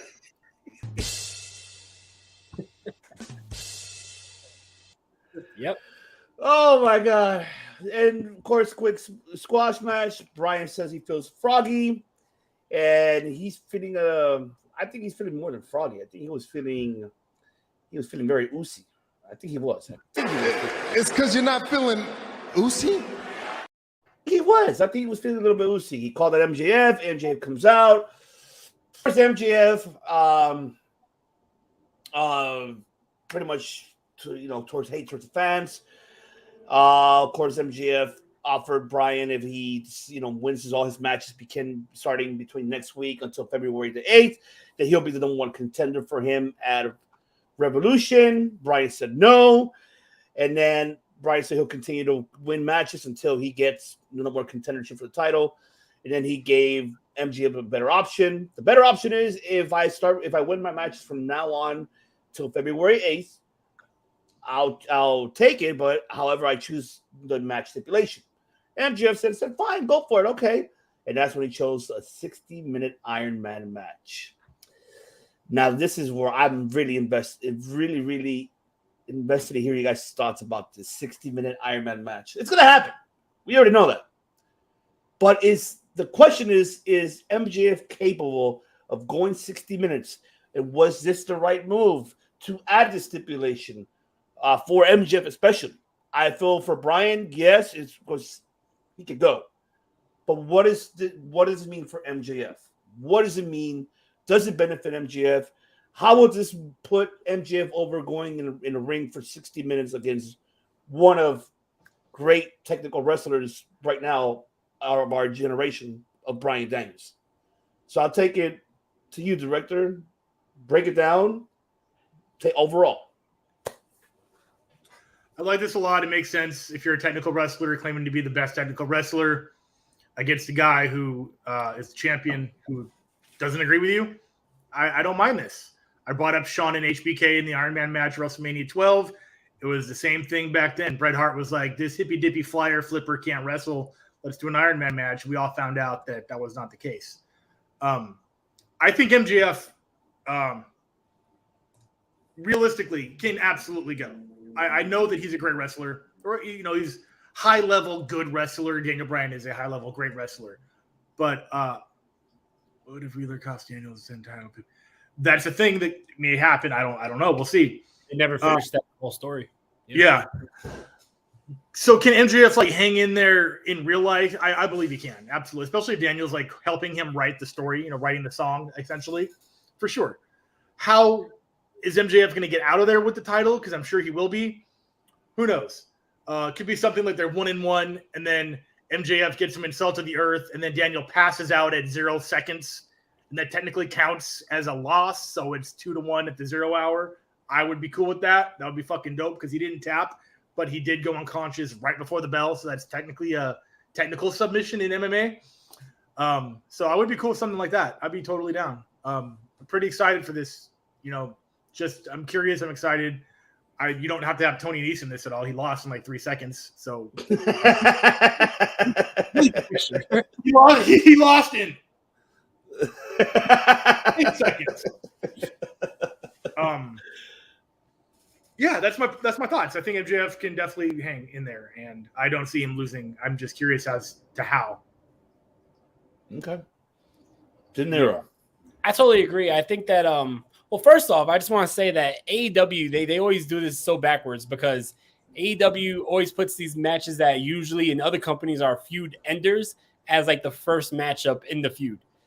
We seen Blood and Guts as the very first matchup between the Pinnacle and Inner Circle when we all thought that would be the blow off, right? And now we're getting an Iron Man match in the first ever matchup between MJF and Bryan Danielson. But I think that it's perfect because like Chris said, I don't see MJF losing the title. Like he's definitely going to walk out still as champion. He's too early in his title reign to lose it, especially with building up to it all this time to get to this point, just to lose in his first big title reign. I mean, his first big title match. So it's going to be even more heel heat for him when it says that he beat the best wrestler in the world in his own matchup, because Bryan Danielson picking the matchup only leads for, more heat when MJF beats Bryan Danielson in his own match. So I can't wait to see how this plays out. MJF is a very good wrestler, and I think that he could definitely hang for an hour. And we've seen Bryan Danielson go an hour with many people in the past, but just recently, a year ago, we've seen him go an hour with Hangman Page. And, I mean, I'm not saying that Hangman Page and MJF is the same wrestler, but I feel like if he could have a really good Hangman Page 1 hour matchup, him and MJF could be a very good 1 hour matchup as well. So I'm all for this. This is very exciting. Yeah. I'm excited too, but here's my concern. I'm sorry. We're also assuming that, Bryan does win every match between now and the 8th, which obviously they wouldn't stipulate that if he wasn't going to. So, of course he is. Imagine he loses next week and it's like, oh. I know. They could do that like how they did with Hangman. You know how Hangman lost his contendership with him in Dark Order? Him in Dark Order against the Elite? They could do that too. That would be spin around. That'd be fucking something great, and I wouldn't mind. It would give you enough time too to build up to something different, because you have like a month. So, see, that's what I was going to get to, because my concern would be that, let's say they move forward with him winning all his matches, right? They already announced who's he facing next week. He's facing Konosuke Takeshita. That's gonna be amazing, and that's gonna be a fucking banger match. It's gonna be a banger. That's my concern. It's Bryan's health is my concern. Could he make it through from now till the 8th? Because he could go all out, all the stops, And I hope he takes it easy, doesn't overdo it every match. There's no need to. That's my concern for Bryan, because anything else could change the whole game plan. That's what I'm afraid of. And then again, too, I'm tired of this MJF stipulations. I'm fed up with that. I can tell you that right now. It's boring. We've seen it already happening. He did it to Punk. He did it to Wardlow. He did it to Jericho. Who else did he do it to? To Cody Rhodes. Who else did he do it to? That's 4 people, right? That's his MO. Like, you have to go through He did it to Moxley. Yeah, he did it to Moxley. It's like, it's kind of boring. I mean, you got to switch it up. Even he mentioned it himself. It's like, well, yeah, I know. I always put my people over through going through, steps to get through me. Well, then don't fucking do it then. Then just fucking don't do it and just be the champion. I know you're the heel, but man, just don't do it. It's the same shit. And he needs to get away from that. I'll tell you what, the champion, he needs to get away from that. I'll tell you what, like I agree, like it's just going to the well always with him, like it's always the same thing. But being that when he did it to Jericho, he brought out guys who you wouldn't expect in AEW, like Juventud Guerrera and Nick Gage. Yes. I think that it's going to be interesting to see who he picks, because Konosuke Takeshita just signed to AEW. All right, that makes sense. But like, what if he brings guys in that are not with AEW as like surprise opponents for Bryan Danielson? I think that's where the intrigue is. So let's hope he does that. Maybe not Juventud, but I mean, shit, he could bring someone technical. I imagine he could Jr. Zack Sabre Jr. You want to see that one? I mean, or you could bring Davey Richards.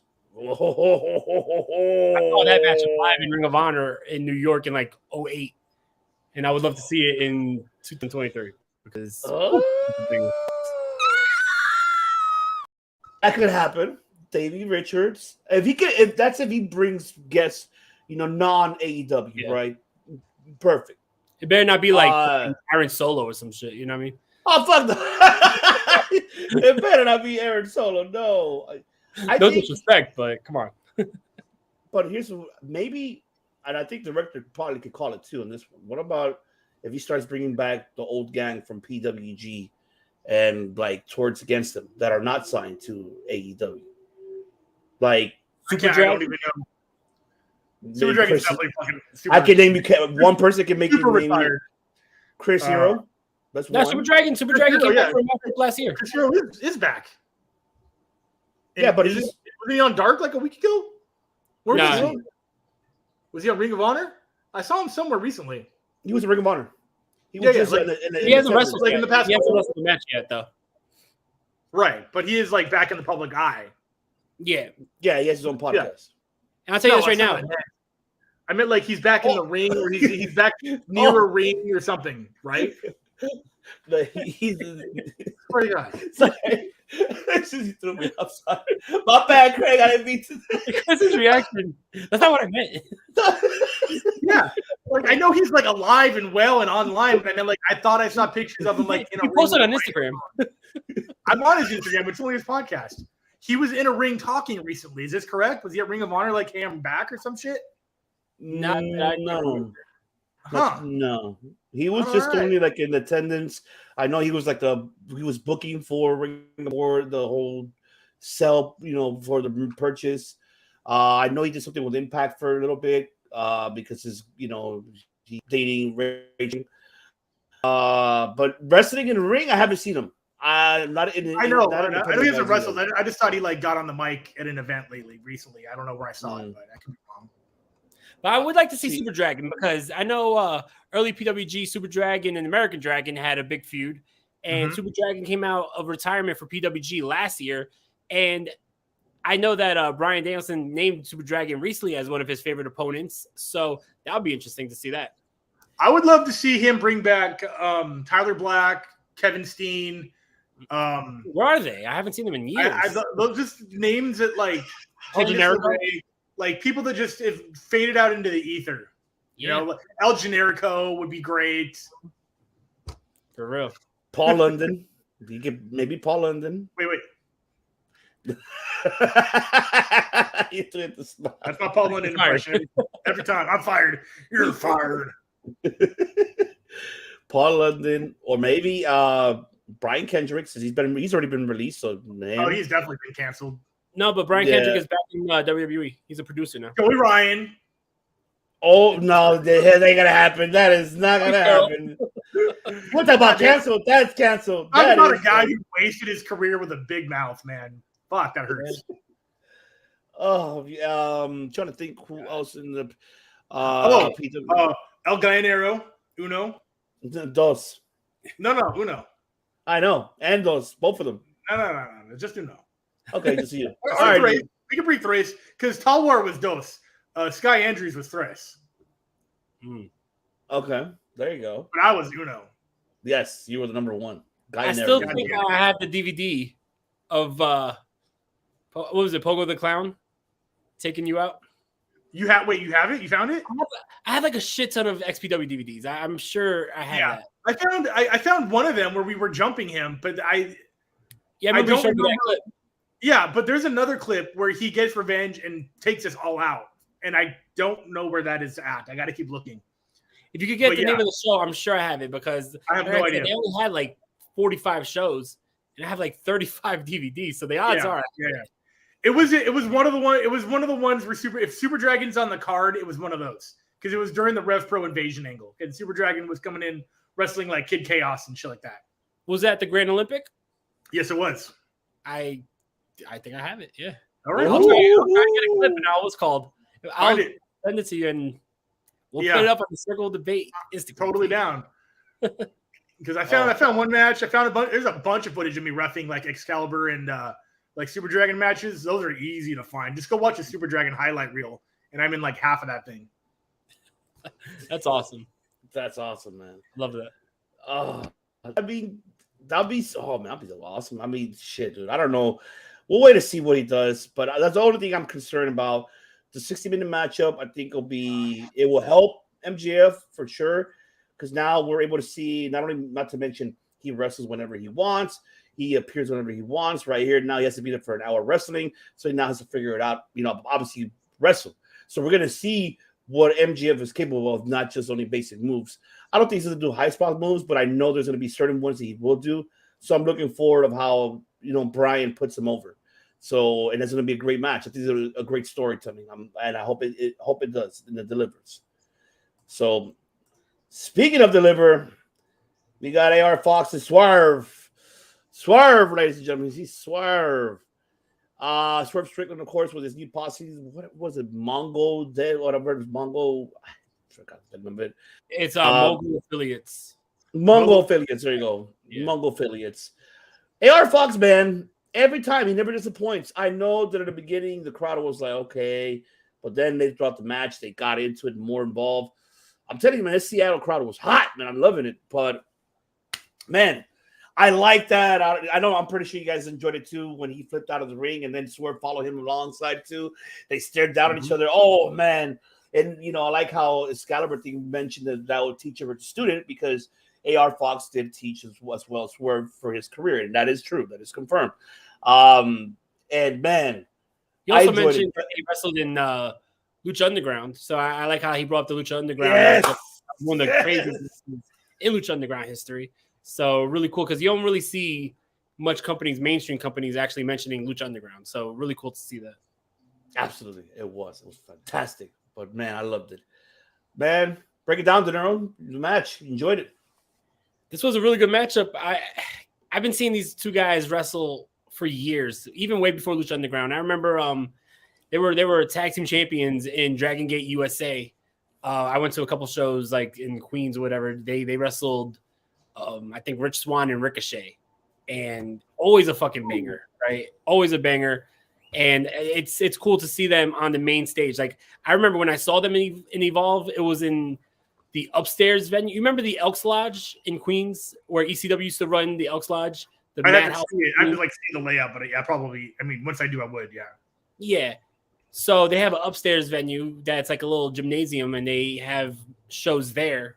And there was like maybe 35, 40 people there to see Swerve and AR Fox. So all these years later, watching them in a big venue doing a matchup against each other on live TV, national broadcast television, like it's really cool to see their growth. And I think that, they're both great wrestlers. I'm glad that they had this opportunity to show what they could do, especially AR Fox, because we've seen Swerve in WWE. We've seen him in NXT, but AR Fox is somebody who never really seen on mainstream television besides Lucha Underground. So, and he was even AR Fox. He was fucking, what was it, Dante Fox or something? Like, I forgot his familiar. Yeah. So I think that's cool to see AR Fox getting to be himself on broadcast television because he's such a great guy too. I feel that way about Swerve. He just didn't seem to have that fire in his everything with the Keith Lee angle. He's talented everywhere, but I just didn't see them. He almost looked like someone who would gladly go back to WWE if they called him. Where this version of him, I like it. I like it a lot. He's like almost like an evil cyber goth villain, and I'm totally about it. Like, I like to the Death Valley driver, the Spicoli driver, from the top to the hardest part of the ring. I was expecting like a Samoan drop to the inside. I was not expecting the Spicoli to the heart apron. Holy fuck, dude! That's like a pay-per-view level move, and he did it on TV. Yeah, wow. I'm very excited for this version of Swerve. Same. I agree. He does look more comfortable now than he was before. Yeah, he looks like he's having fun again. Which, I mean, maybe the character wasn't supposed to because he was teamed up with somebody he didn't like. That might have been the angle, but he did a good job of conveying that. But he looks like he's having fun in there. Yeah, for sure. This is such good shit. It is good shit. I totally cannot disagree with what you guys are saying. Agree to everything, top to bottom, what you guys say. But what the fuck did the other guy give him in the hand? That's what I was trying to look for. I was trying to find that camera. And like, what did he give him? He gave it to him during the driver, but he didn't use it for anything. Yeah, that's where he had him up, and then he gave it to him. Whatever it was, I didn't even see it happen. Mm-hmm. Like, did he like bonk him on the head with it? And then I don't know. I don't know either. I have to go back and look at it again because he gave him something. I don't know what he gave him. Yeah, I made don't a know point to say it on the mic too. I mean, That's insane. Oh, by the way, here you go. That's where director was referee. Oh shit! Yeah. Wow. Hey. Okay. Yeah, that's got to be 2001, and you can definitely tell it's me because of the fucking Jonathan Taylor Thomas haircut. Oh, you didn't watch a lot of Home That's Improvement. Rev Pro, man. Revolution Pro. SoCal, born and raised. Bro, you were Zach Taylor, bro. Home Improvement, okay? I know, seriously. Except I was like 16 when I was 16. I'm 16 right there, dude. I was pretty fucking tall back then for that age. I mean, you're still fucking tall. What are you No, I talking know. about? But I got to 6 feet when I was 16, but I just stayed there. How old are you now? I'm still 6 feet. I'm like 6'1" if I have good He's posture. 6'1", man. He's tall. He's way taller than me. Yeah, I'm 6'1" also. Oh shit, really? Yeah. No offense, I have only seen you sitting down. I have no idea. Yeah, right? Oh man, I'm the shortest motherfucker here in the group, man. No, Mike is. Oh yeah, no, Mike Lopez is. You're right. Mike's probably about, he's Rey Mysterio weight class. Yeah, and then it's Matt, and then It's definitely Matt. Or is he, then it's me. Okay. Yeah. Right. Oh man, the banger podcast is here. What up, Coming homie? into the final hour, we got like one thing left to talk about. 2 more things. We're almost there, but yes. All right, let's get into it. Oh yeah, dude. Yes, because this is real. I help myself with the whole Sasha Banks. I help myself because of this segment right here. So of course we got the beginning. Britt Baker and Jimmy Hayter started the first segment earlier throughout the show. Them mentioning. I mean, I don't know if who. I don't care who she chooses. I don't know what she's waiting for. I know she said, Jamie Hayter's the killer. I'm the pillar. Love we're that the. line. Me so too. clever. Loved it too. That was a fantastic line from her. I'm the boss, and so seeing that. From there, everybody started speculating. Oh, she's the boss. Oh my God, it's gonna be Mercedes Moné. Look, but I'll get to it right now. Then we get to the final one. Then we get. Oh, that's her name. That's right. I thought for some reason her name was Mo Banks. I'm like, I guess that's a good name. I was like, Mo Banks. Okay, I guess that makes sense. Mo Banks. Mo Banks. No, yeah, Mercedes. What is it? Mercedes Moné, like Frankie Monet? Yeah, but Mercedes Moné. Yeah, that's her name. So many letters. So, and then this segment, the Saraya segment. Then that's when Saraya decided because Tony asked him. Oh no, Renee Paquette asked her. Oh, so what are you gonna choose? Well, man, I gotta choose someone who's great. There's 2 incredible women. Oh, I gotta choose the greatest professional in the world. Everybody was waiting for the name, and everybody was like, "Oh my God, is it gonna happen? Is it gonna happen?" No, Tony Storm. I already knew that was gonna happen, but the look on Sheila's face, though, she was like, "Oh, what? Hey, yo, what the fuck?" Yes, that's what she was. Yes, she was that way. I know she wanted to say this. Son of a bitch. But it didn't happen. So I want to get this out of the way because I saved myself earlier. We talked about Mercedes Moné and why I'm saying that she does not need to be in AEW.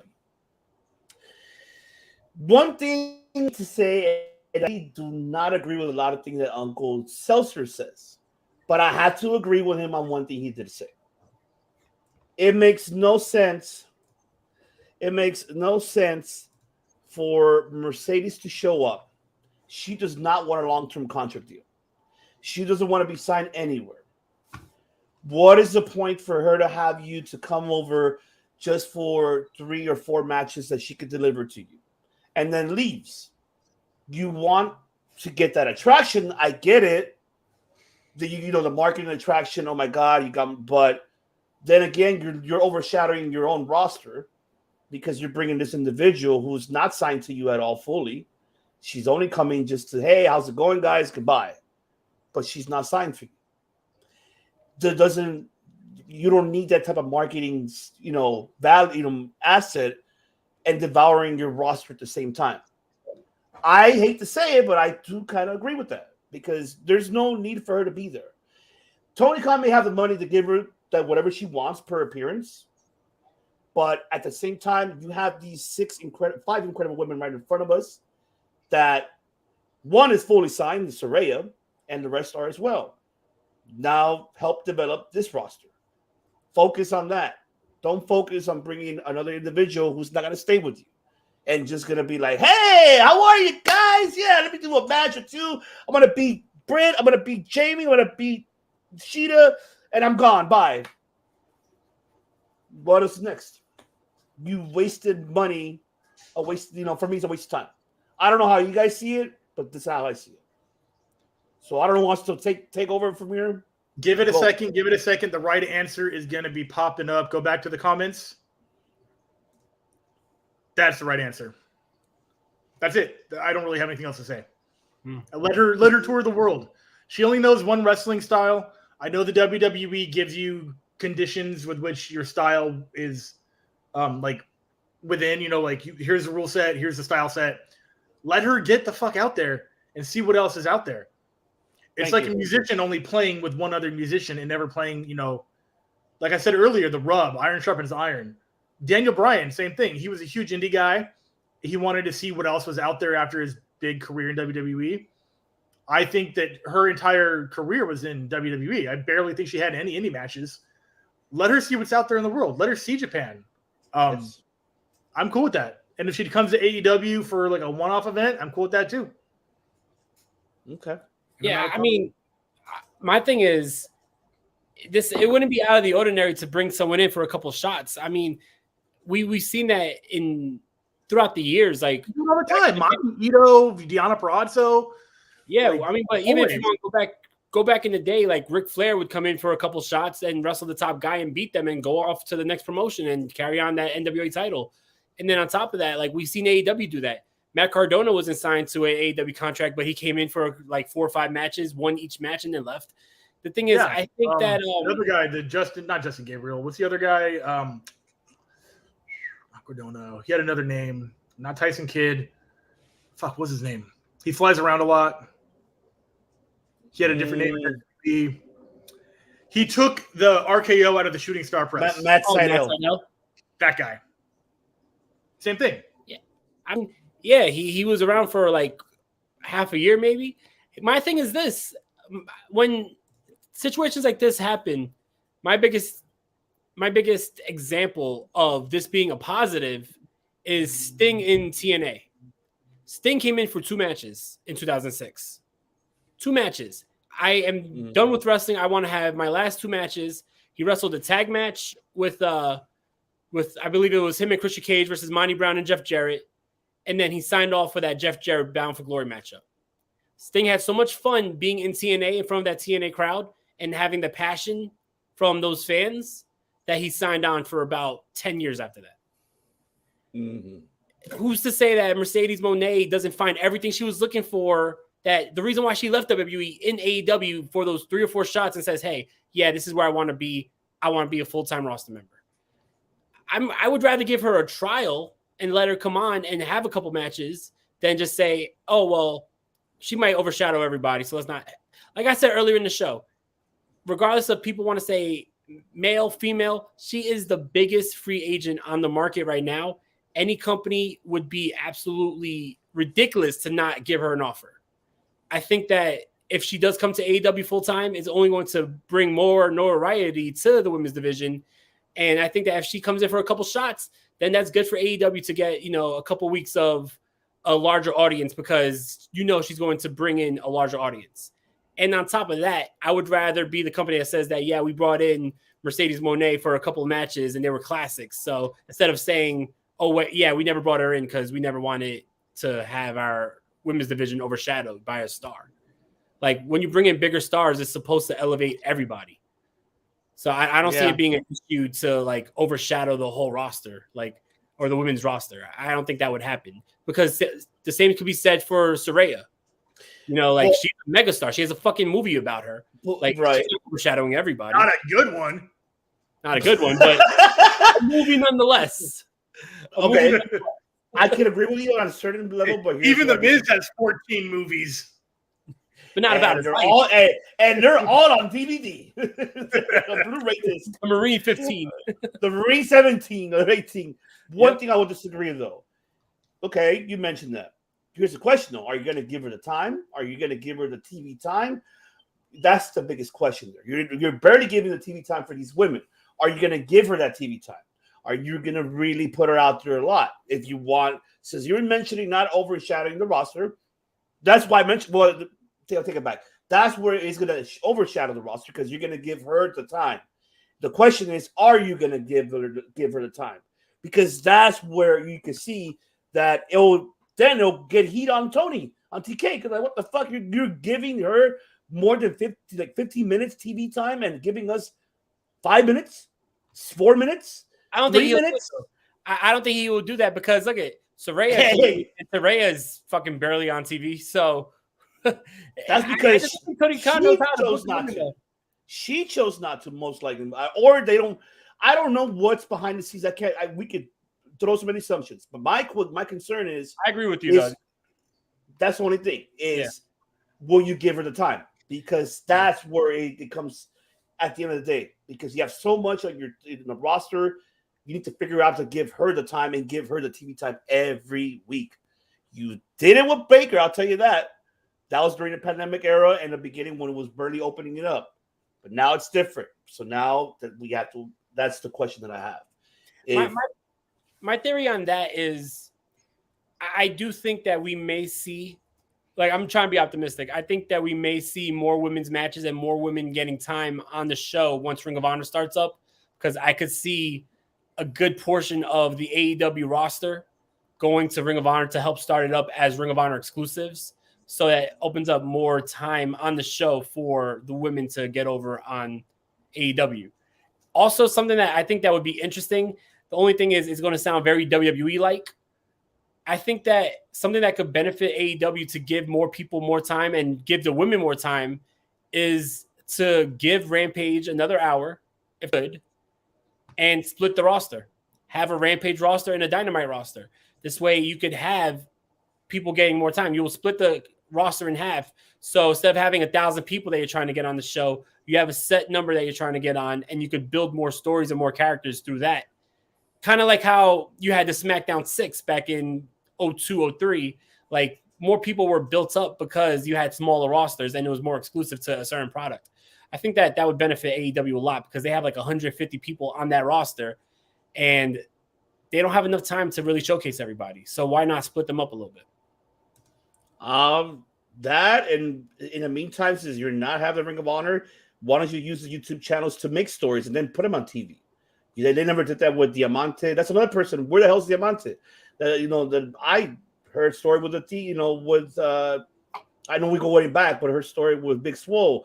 Stories like that develop it on YouTube. You could take the capability, the time to use that instead of squash matches, make them storytelling so that you can put them on television, because then from there you can see that people will actually get invested by watching it on YouTube. The story to be told, information from there to ending on a national television platform.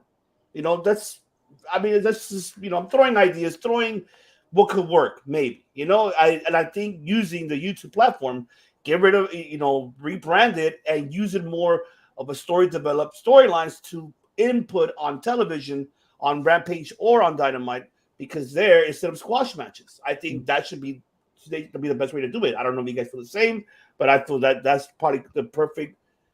I think I would say one of the ideas that could work to give, especially for the women, to give them storytelling matches heading into Dynamite or Rampage once they're finished. Once they, plant that seed on the storylines on YouTube, then take it to the national TV platform. I don't know if you guys feel the same, but I'm just, I feel about it. No, I agree with that. I think they definitely need to utilize all their assets to really build stories more. But I agree. Yeah.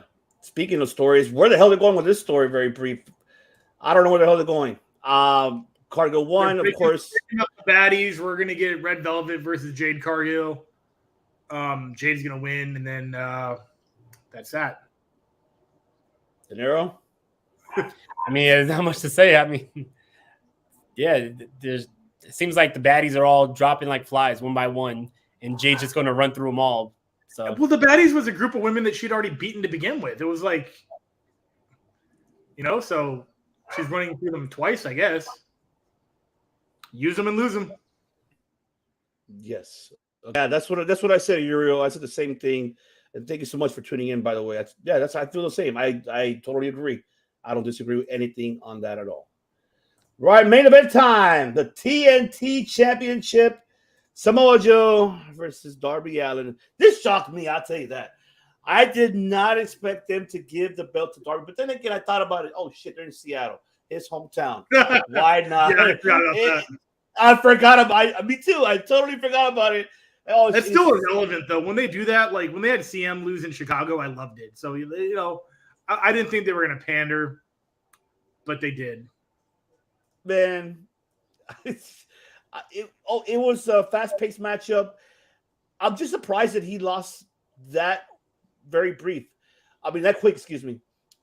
Seeing of course, the turnbuckle release hit his throat, and that Canadian destroyed, I guess, Darby gives to Samoa. He took it hard, man. I don't know if you guys noticed it. He took it pretty hard. I was like, oh, shit, I love that. Kudos to Joe for taking the move. And then Darby almost busted his knee. Oh, my God. I mean, when he threw himself off the ladder. I know you're the Daredevil. I know it's your gimmick. But, man, calm the fuck down. Take it easy. Tranquilo. Naito, can you tell us? Tranquilo. Yes, tranquilo. But congratulations to Darby Allin winning. Good to see Nick Wayne. Shout out to Nick Wayne because, you know, saw him as well, PCW, another former PCW alumni. Good to and off the air, Darby told Nick Wayne once to graduate and hopefully I still have the belt. You'll be fighting me for this belt. I'm looking forward to see. I chose Nick Wayne as my rookie of the year last year when we did our awards. So yeah, man, I enjoyed it. Great main event, fast but shocking. So what's next? That's the question. So De Niro, I'll take it to you. Now, yeah, I was actually really shocked by this. I thought Samoa Joe was going to retain, especially the last time they wrestled. Samoa Joe fucking destroyed Darby. And yeah, I think that Darby being a two-time TNT champion is awesome. Like, he deserves it. But I think that Samoa Joe had a little bit some more legs with this title reign. I thought that at least we won't get another match with him and Wardlow for the title at the pay-per-view. But yeah, now that Samoa Joe is just the Ring of Honor television champion, maybe now that the Ring of Honor show's starting up on Honor Club, I think they're going to be making an announcement next week because I remember Tony Khan saying at the Ring of Honor press conference that there will be an announcement by the end of middle to end of January for when the show starts. I think maybe now starts the time when you start like showing who's going to go off and be just Ring of Honor guys. And I think Samoa Joe might be just a Ring of Honor guy. So I could see why they did this. Okay. Director. Yeah.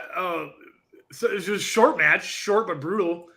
Didn't see it happening. Thought Joe was going to have a long and fruitful reign. I don't know who's next for Darby. Sting is back. So, it's Sting!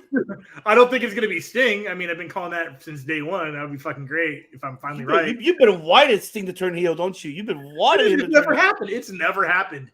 Now I thought he was going to do it. Because if you see when he had his hand on Darby's head, I thought perfect time, Scorpion Death Drop, boom. But yeah, so I don't think it'll be Sting next. I mean, that'll be cool. It might be Powerhouse Hobbs, who kind of doesn't have anyone going on right now. So we'll see. Yeah. I mean, we'll definitely see. I mean, I'm just, like I said, I'm just shocked that he actually put the belt for him. But I know we mentioned, we'll see what's next. Hopefully we get to see the TNT title more now. Let's hope for that. Let's hope. But yes, ladies and gentlemen, there you have it. We appreciate you for tuning in here. Before we let you guys go, don't forget, for all you SoCal natives on January 22nd, make sure you go to the whiskey and go see El Director. See him rocking out with his, you know what out. Of course, Fake Destroy will be playing, of course, performing at the whiskey January 22nd. Make sure you go to free the whiskey. Show, all ages. It's a Sunday, so come on out and party. Sunday fun day with the director here and Mr. 47 along with the FDS crew, 47 crew. That is right. Yes. Love it. And don't forget to follow Fate Destroyed. Make sure you follow them on social media platforms, on their YouTube channel. Anything else coming up directly besides after the January 22nd? We are playing the Tiki Bar in Costa Mesa February 19th. That show was originally booked somewhere else, sometime else. It got canceled or rebooked. So now flyers in the works, but February 19th in Costa Mesa. Okay. So wasn't that booked for the 27th? Or it got canceled, that one, right? That was, yeah, probably. That was the one that was originally in Corona or something. Yes, I saw that, yeah. Because I saw you had one on the... Oh, so now you finally get to go to a PCW Ultra show now. Finally. Jesus. I must have a practice that day. I got to see what's up. Jesus, come on. You've never been to PCW, man. I just want to say, every time me and my girl are in the car, 47 is already built into the playlist. That's hilarious. So, thank you. That's so funny. Oh, yeah, we love that. Cool. Yes, it is. I showed her Mutation, and she was like, I love this shit. So, oh, shit. Yeah, Mutation's heavy shit. It is heavy shit. It is heavy shit. But I'm glad she likes it because I love it, and I was gonna play it anyway. So she probably would have to deal with it. But right, yeah. Even if she didn't like it, you'd still be playing it. Yeah, it's a plus that she likes it. Yeah, it definitely helps. But yes, one more thing. I think they never had an announcement for the Wrestling Delorean podcast. Oh, I mean, we're back tomorrow. Less than 24 hours. There will be an episode up on the Circle of Debate YouTube channel. So hit that subscribe button for more Wrestling Delorean Podcast episodes. New episode tomorrow. We're going to be talking about Ring of Honor's third show, Night of Appreciation, where they had Eddie Guerrero return after he got re-signed by WWE. He had one more booking for Ring of Honor, and he's wrestling he's defending his WWE Intercontinental Championship against the Amazing Red in Ring of Honor, a matchup that people don't talk about. Ring of Honor on their third show had a WWE IC title match, and we're going to talk about it tomorrow. Nice. I love that. I can't wait to see that. Yes. It's also AJ Styles' debut in Ring of Honor. He faces Low-Ki. So definitely a really good stuff. Yes, ladies and gentlemen, there you have it. The Wrestling Delorean Podcast coming back. Very brief. Saludos. Shout out to all of our audio platform listeners. Thank you so much for listening, keeping us up there as well, and as well with the Wrestling Delorean Podcast. Thank you all. We'll be back as well for the MMA soon. We were thinking there's one coming up in January. I have to look at the dates I'm at the time.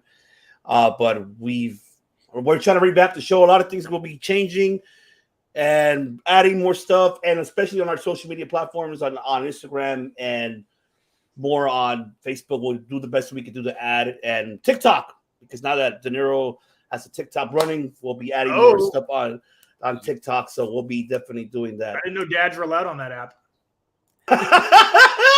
I didn't know either. I don't even use it. I mean, it was, it was in the little sign up thing. Are you a dad? I just I figured. But yes. Shout out to Australia, Ireland, Brazil, everybody. You're all over Europe. Thank you for listening, guys.